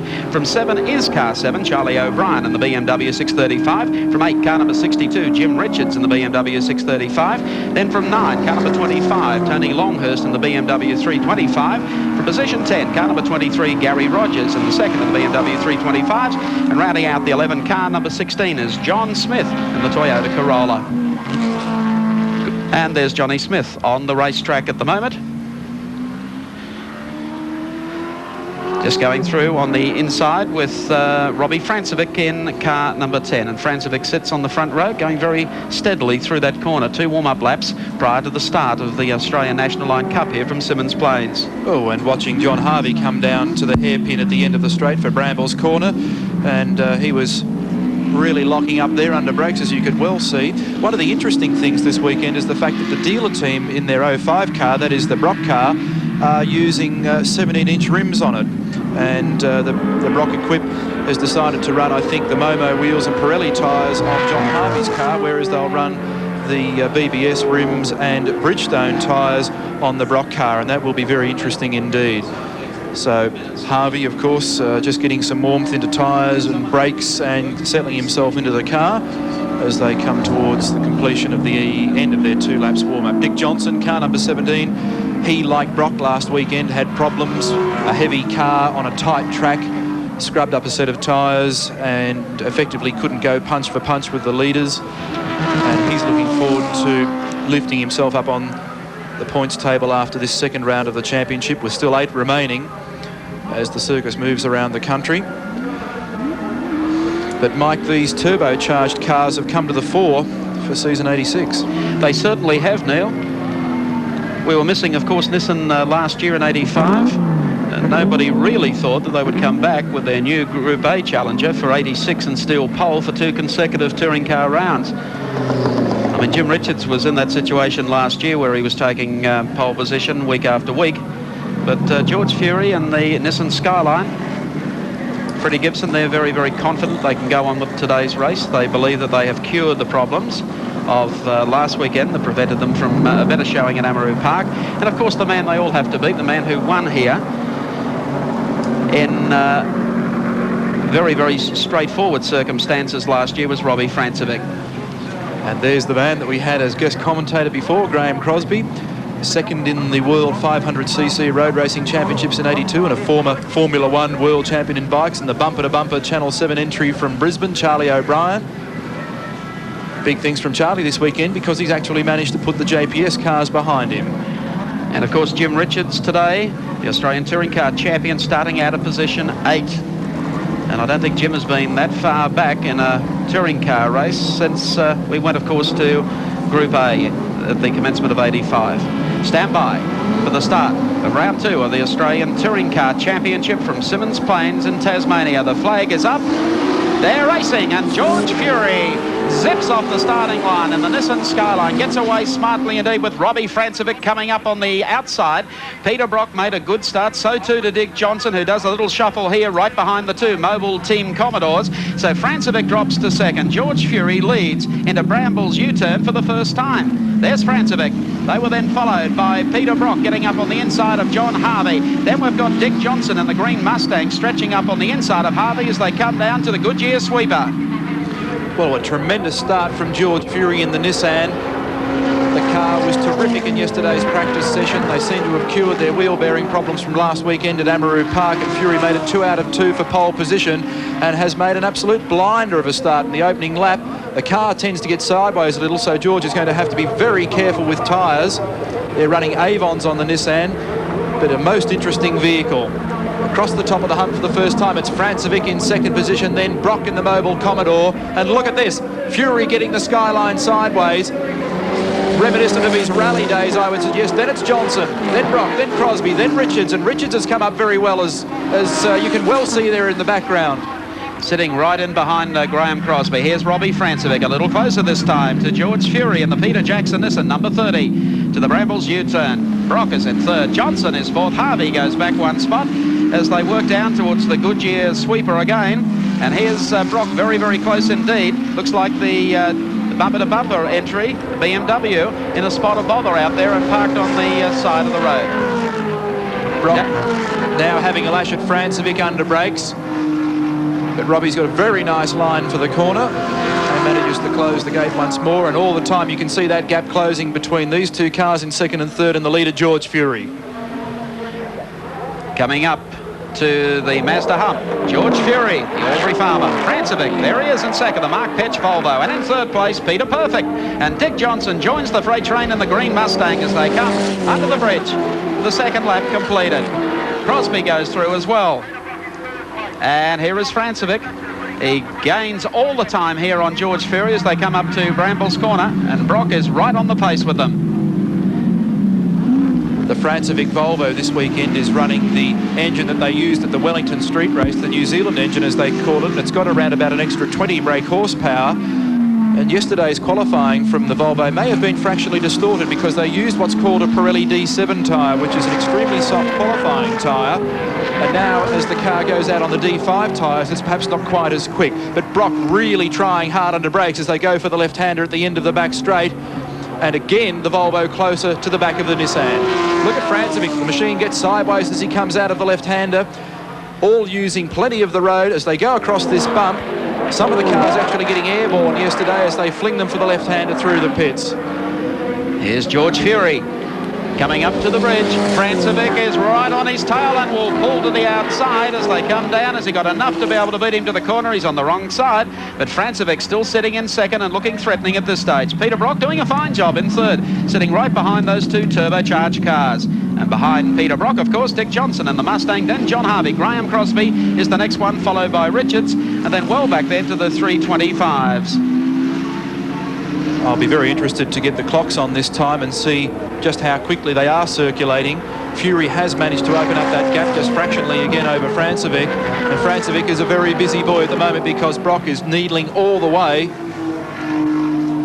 And the fellow that has done a remarkable job as well as Dick Johnson, because according to the way that he qualified, you would not have thought that he had a chance of keeping with the leaders, but he's right in there at the moment. And look at this, as the three of them come back down towards the left-hander at A.N.L. corner, and it's Fury. Great scrap this Fury with Francevic tucked up here, just trying to get the line right as they come through the sweeper, back onto the start-finishing straight and the run up to Brambles Corner. They're just marginally clear of Peter Brock and Johnson. So we have a great scrap going for the lead in the second round here at Symmons Plains. George Fury surrendered the lead to Robbie Francevic inside of probably 5 laps at Amaroo Park last weekend when he had problems. Today the car is looking very sharp and very strong through the Goodyear sweeper. There's the gap, first over second, and then of course the gap back from the Volvo to Peter Brock. 61.1 seconds for George Fury on that occasion.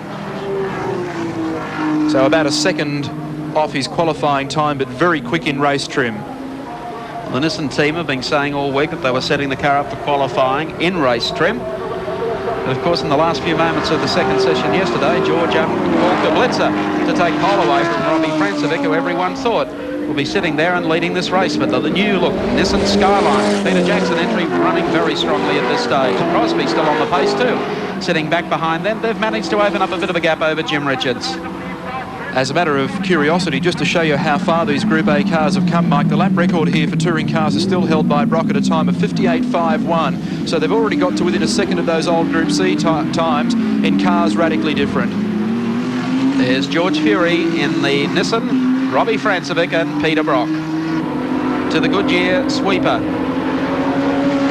And just how well that new Nissan Skyline sits on the road. It's doing everything it should under brakes, giving George Fury no anxious moments, and Robbie Francevic's car also looking strong at this stage. The Nissan is a perfect equation on paper, about 320 odd brake horsepower and about 1,035 kilograms.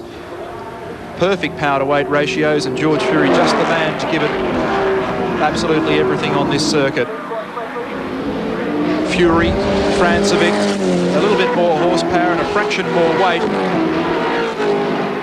but Robbie is rapidly becoming the man to beat in this Australian Touring Car Championship this year, driving with... Well, here he makes his move. Well, thought about it. Well, and George covered. We can see just how quickly the Nissan got wide.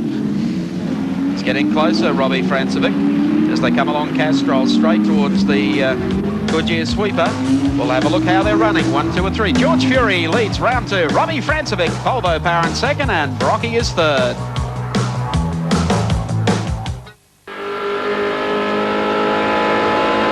And welcome back to Symmons Plains. John Harvey in number 3, just coming up the outside of Dick Johnson to take away 4th spot, but they have quite a gaggle of cars battling for that 4th spot, let me tell you. There's John Harvey just in front. There's Dick Johnson tailed right to him, and not too far back behind them, Graeme Crosby keeping the two of them quite honest. Well, Crosby, in fact, is right behind Dick Johnson at the moment as they come down to this left-hander at A.N.L. And this has been a tremendous battle. You can see Brock in the distance. This is for 4th, 5th and 6th. And there's Crosby in the background. So there's Brock in 3rd, chasing the 2 turbo cars. And then we've got Harvey, and then Johnson, and then Graeme Crosby. Coming up to Bramble's corner. The rest of the field, you'll see, just exit the turn now. There's John Harvey dipping in. Dick Johnson is very, very close as they come out of here, but Harvey's car seems to have a horsepower edge as they go down the Castrol Straight, and they'll swing right now into the Goodyear sweeper. By G. Old Halves is sliding around at the moment. And Crosby having a look on the inside. Dick Johnson, of course, carrying our 7 race cam and being followed by a lot of Queensland viewers. You look like it's pretty busy out there, Dick. Oh, mate, those Commodores, you know, they got more BHP than Robert Holmes the Court. Well, the turbocharged cars seem to be having their own little dice, and of course there's this next gaggle, including yourself. Yeah, mate, but we're not out of it either. No, long way to go. Francevic tailgating Fury at this stage. The car feel good? Mate, the car feels real good. You know, it's really got the wood on the Commodores under brakes, but there goes another one. That's Graeme Crosby coming up. Yeah, we'll see what happens there. Okay. Sorry, Graeme. Yes, it narrows up coming out of there, doesn't it? Not wrong, especially when he's on the outside. Okay, this is where horsepower comes into play, obviously. Yeah, 1 horsepower, haven't got me. That's terrible, he even waved at you. Yeah. Well, it looks like everyone's trying to set a breakneck pace for this race, Dick. Yeah, well, we'll just sit back. They'll have their problems, maybe. All right, we'll let you continue. Thanks for the chat. We'll come back to you later. Not a worry. It's Dick Johnson.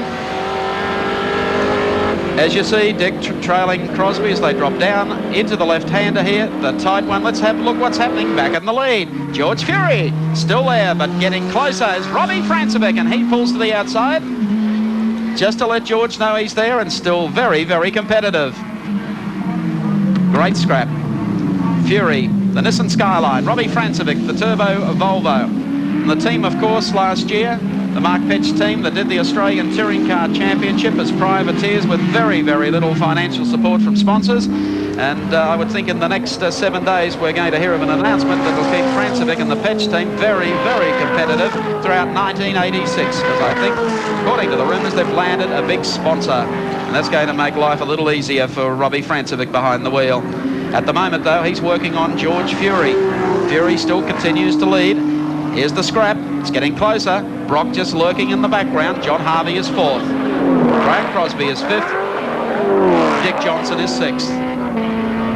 To give you some idea as to just how good the development's been on the Volvo, they've pulled some 2 seconds out of the car in the last 12 months from its last visit down here, and we can see how well it's performing now as Francevic has a look on the outside of the Nissan. George watching his mirrors, as you can see. Now Francevic has a dive for the inside, back to the outside again. It's a game of cat and mouse, and it remains pretty much as you were as they come back out of the turn. And I think the thing that shocked everybody about this Nissan, Michael, is the fact that it really is a very quick motor car. There was no doubting the fact that the Volvo was unbelievably fast in a straight line, and I think there's finally another car out there that can equal it. Well, it's certainly showing here. Peter Brock sitting just back behind them. He's probably about all 5-6 car lengths to Harvey, another 5 or 6 back, then 5 or 6 to Crosby, and a similar gap to Dick Johnson. That's the pattern of the race so far. And Jim Richards well and truly off the pace here today. On the leaders, he would probably be all 600 or 700 metres behind them. There's our 3rd place driver, Peter Brock, his last race in Australia before he joins Alan Moffat, who's already in Europe, for their opening bout of the European Touring Car Championship at Monza in 2 weeks' time. Peter Brock, of course, is a man who has got a tremendous reputation. Bathurst, Sandown, the European Championship hopefully this year. George Fury being harried by Robbie Francevic's Turbo Volvo. They're coming up on John Smith's Corolla. It's taken them quite a while to gain on Smith, so Smith's setting a good pace in the smaller Toyota Corolla. being the obliging driver that he is. I was going to say he was going to open the door up and let them all through. Well, they've found quite some time in that vehicle as well. Smithy's around about 3 or 4 seconds faster than he was here last year. And yes, he now lets yep, the top guys through. A thorough professional. I've got the clock on George Fury again. We'll just see how those lap times are coming along. It was a 61.1 the last time that we looked. And do not discount Peter Brock in this battle. He's still looking very good. This track not nearly as tyre sensitive as Amaroo Park. Francevic lurking all the time, just waiting, I guess, for Fury to make a mistake. Out of the left-hander and back down this very long right-hand kink. Castrol Straight, as they call it. And watching the clock, we'll have a look and see how that time is, as I said. And Fury goes through, again, 61.1, so maintaining the pace that he set up in the opening laps. Still some fuel to burn. And tyres will now be operating very well, so I would suggest they'll get right down onto the 60s and perhaps even crack a 59 with the sort of pressure that Francevic's got on at the moment. And check this gap between Francevic and Brock, because in fact I think Brock is closing and it's 1.8 seconds. You can see the different wheels on the Commodore for this second round. BBS spoked wheels.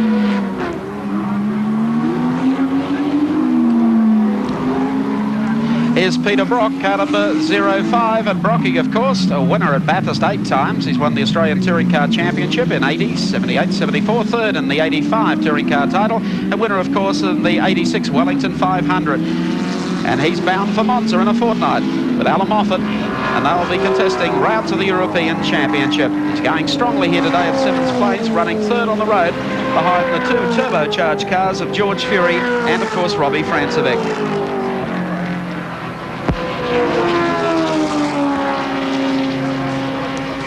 Brock about 100 metres back now behind George Fury, and Fury has Robbie Francevic close through this part of the course.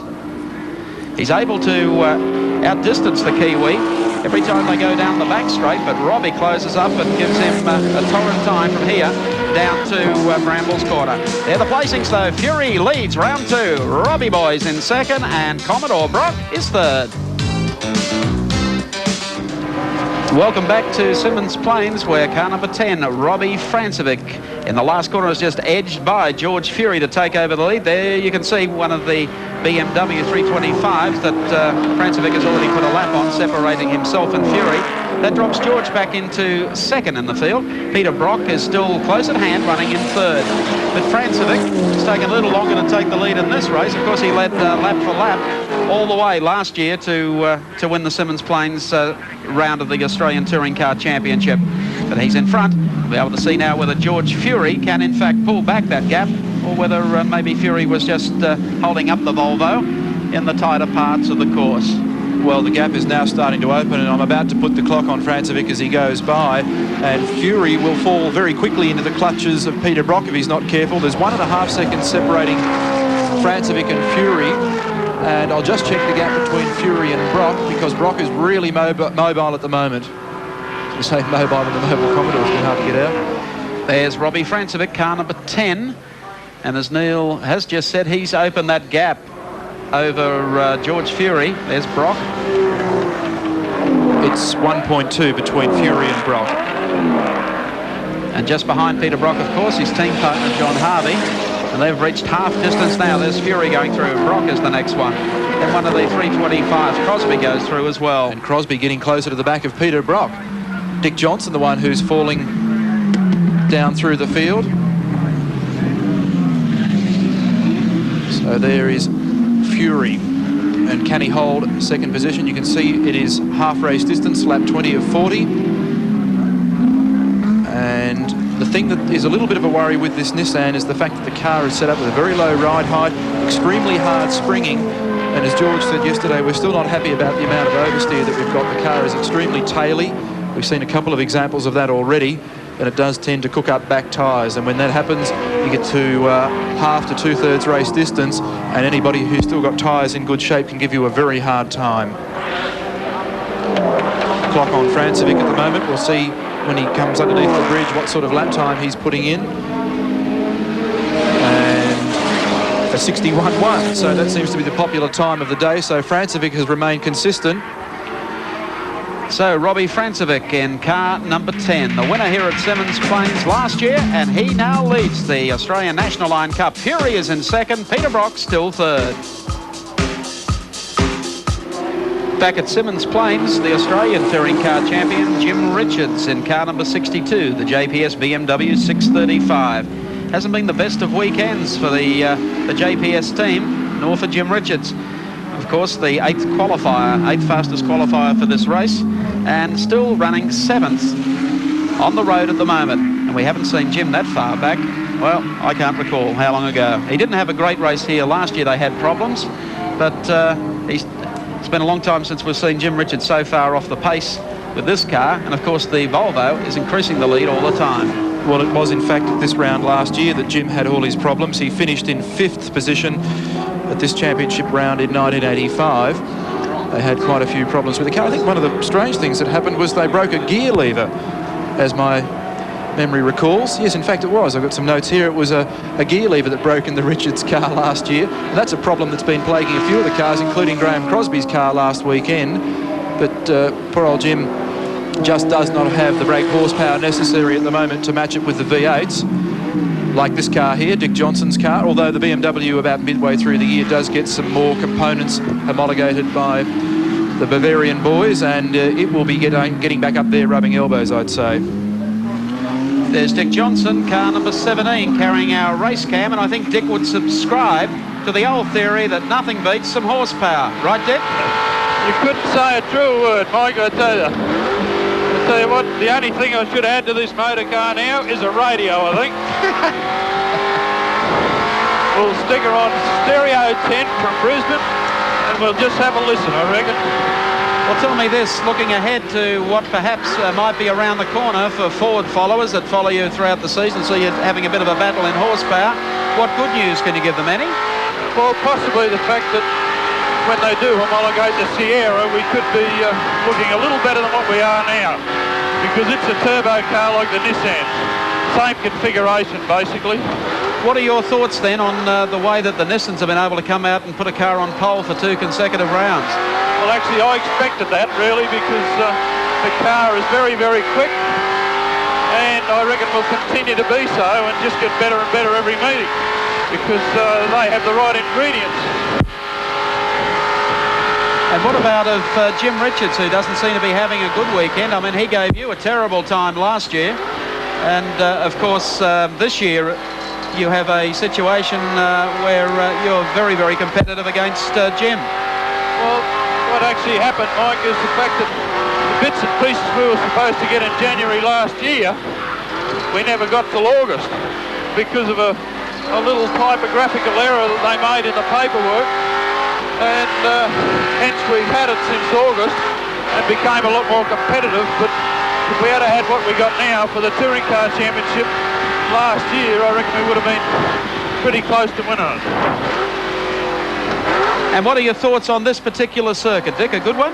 Mate, I reckon it's a ripper, but it's a circuit that you really like a lot of horsepower.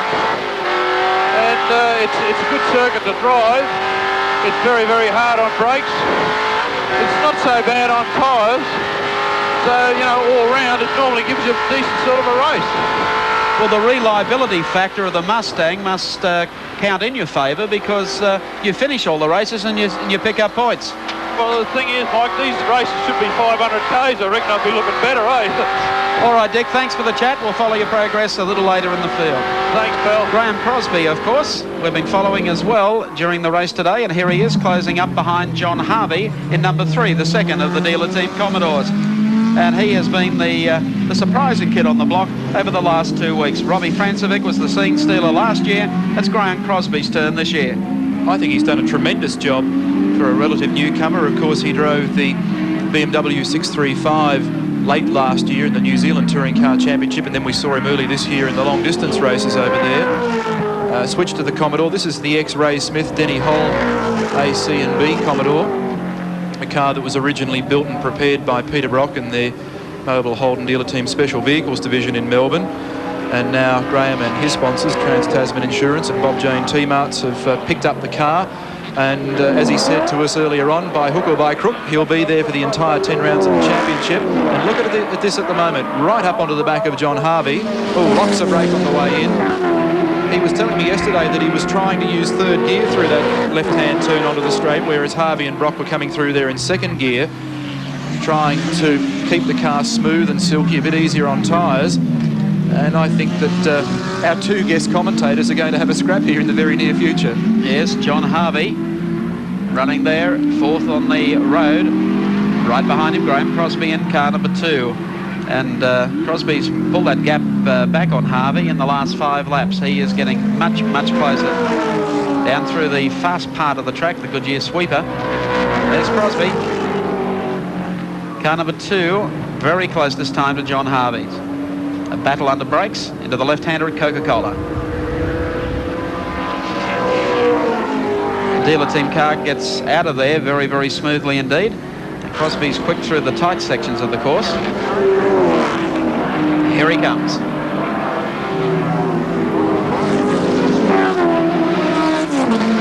It's the tightest part through here of the Symmons Plains track, 2.41 kilometres in length. Laps 30 of 40.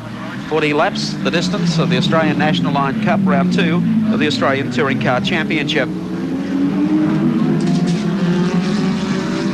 Crosby, car number 2, getting closer, but Harvey, of course, driving superbly in the number 3 car, still running, of course, in 4th place, and Graeme Crosby is in 5th. Race leader, of course, still Robbie Francevic in car number 10, the Mark Petch Turbo Volvo. Peter Brock and George Fury still dicing in this great scrap as Johnny Smith in number 16, the Toyota Corolla, allows through John Harvey and, of course, car number 2, the one driven by Graeme Crosby. Up over the Mazda hump. Now, Johnny Smith sits in. Stays close to them through this part of the track, and as soon as they get onto the horsepower areas, of course, the V8s go away. Recapping the race for you, Robbie Francevic of New Zealand leads in the Volvo. George Fury in the Skyline is in 2nd. Peter Brock is 3rd in the Commodore. Back at Symmons Plains, and Peter Brock has got problems with 05, the Mobile Commodore. Laying an oil slick out, and Brock is slowing. He's going to the pit area. Number 05 holding down 3rd place for most of this race, and in he comes. Wretched luck for Brock in the first 2 rounds of the Australian Touring Car Championship. An enormous cloud of smoke from behind the car. It did appear to be running quite well. Oh, they've got a fire in the engine bay, so it's losing oil everywhere, but it would appear to be just a leak or perhaps a seal blown, because the thing was still charging along very nicely. He didn't appear to have lost much time to George Fury. But it's a busy scene there in the dealer team pits at the moment. Not the sort of thing you want to be fiddling around with in a sprint race, I'm afraid. So bad luck for Peter Brock in the Mobile Commodore. Obviously, the new combination of 17-inch tyres and rims was working well. Brock was on the pace behind Fury and starts it up again. We'll keep an eye on them and see what they're going to do. What is he doing? Getting in, getting out. It's running. A confused scene. Pouring out smoke from the left-hand bank. Turn it off. No, I'd say it's curtains for Peter Brock. So the King of Moomba won't be crowned this weekend. Well, bad luck indeed for Brocky, who takes the helmet off. Would love to have won here today, or at least put a little more pressure on the turbo cars that are running 1st and 2nd. It's been a hot run for Brocky here at Symmons Plains. He walks back, takes a look at the car. There's going to be no win for the Mobile Commodore team here today. The man looking good at this stage is Robbie Francevic in car number 10. There he is, entering Coca-Cola corner, still with a gap of probably 150 metres over George Fury in the Nissan Skyline. The car running very strongly indeed, as it did at Amaroo Park last weekend. The only thing that went off on the Volvo, the tyres in the final 10 or 12 circuits. Then, of course, Jim Richards came on to put the pressure on him. Francevic went on to win, and he's looking very good here with the laps running out. He certainly does. I've got the clock on him once more. We've still got George Fury, of course, in 2nd place now, about 7.5 seconds in arrears. So Robbie Francevic looks like making it 2 out of 2, and not only that, a repeat performance from last year.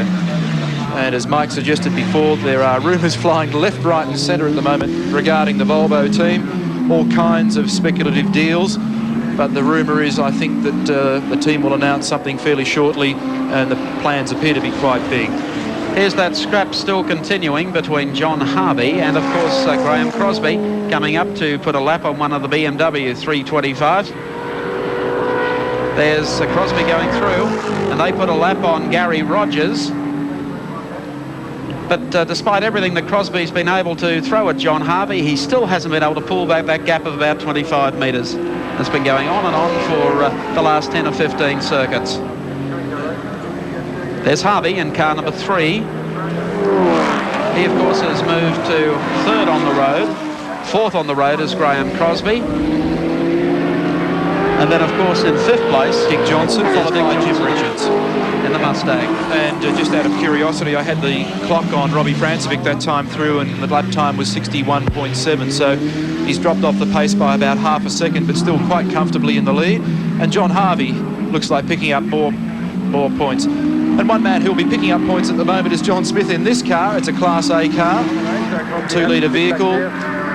As John described it, it had a birthday prior to the start of this year's championship. They've done a lot of work on the car. They've taken some 30 or 40 kilograms out of the car, picked up about 25 brake horsepower, and according to a little bit of mathematics that we did last weekend, had John been driving in Amaroo Park, he probably would have finished in around about 9th or 10th. So this little car doing exceptionally well. And of course, one of the unusual things that's happened this year with this constant rearrangement of classes by the Confederation of Australian Motorsport is he's 3rd in his class behind the 2 BMWs, the 325s being driven by Tony Longhurst and Gary Rogers.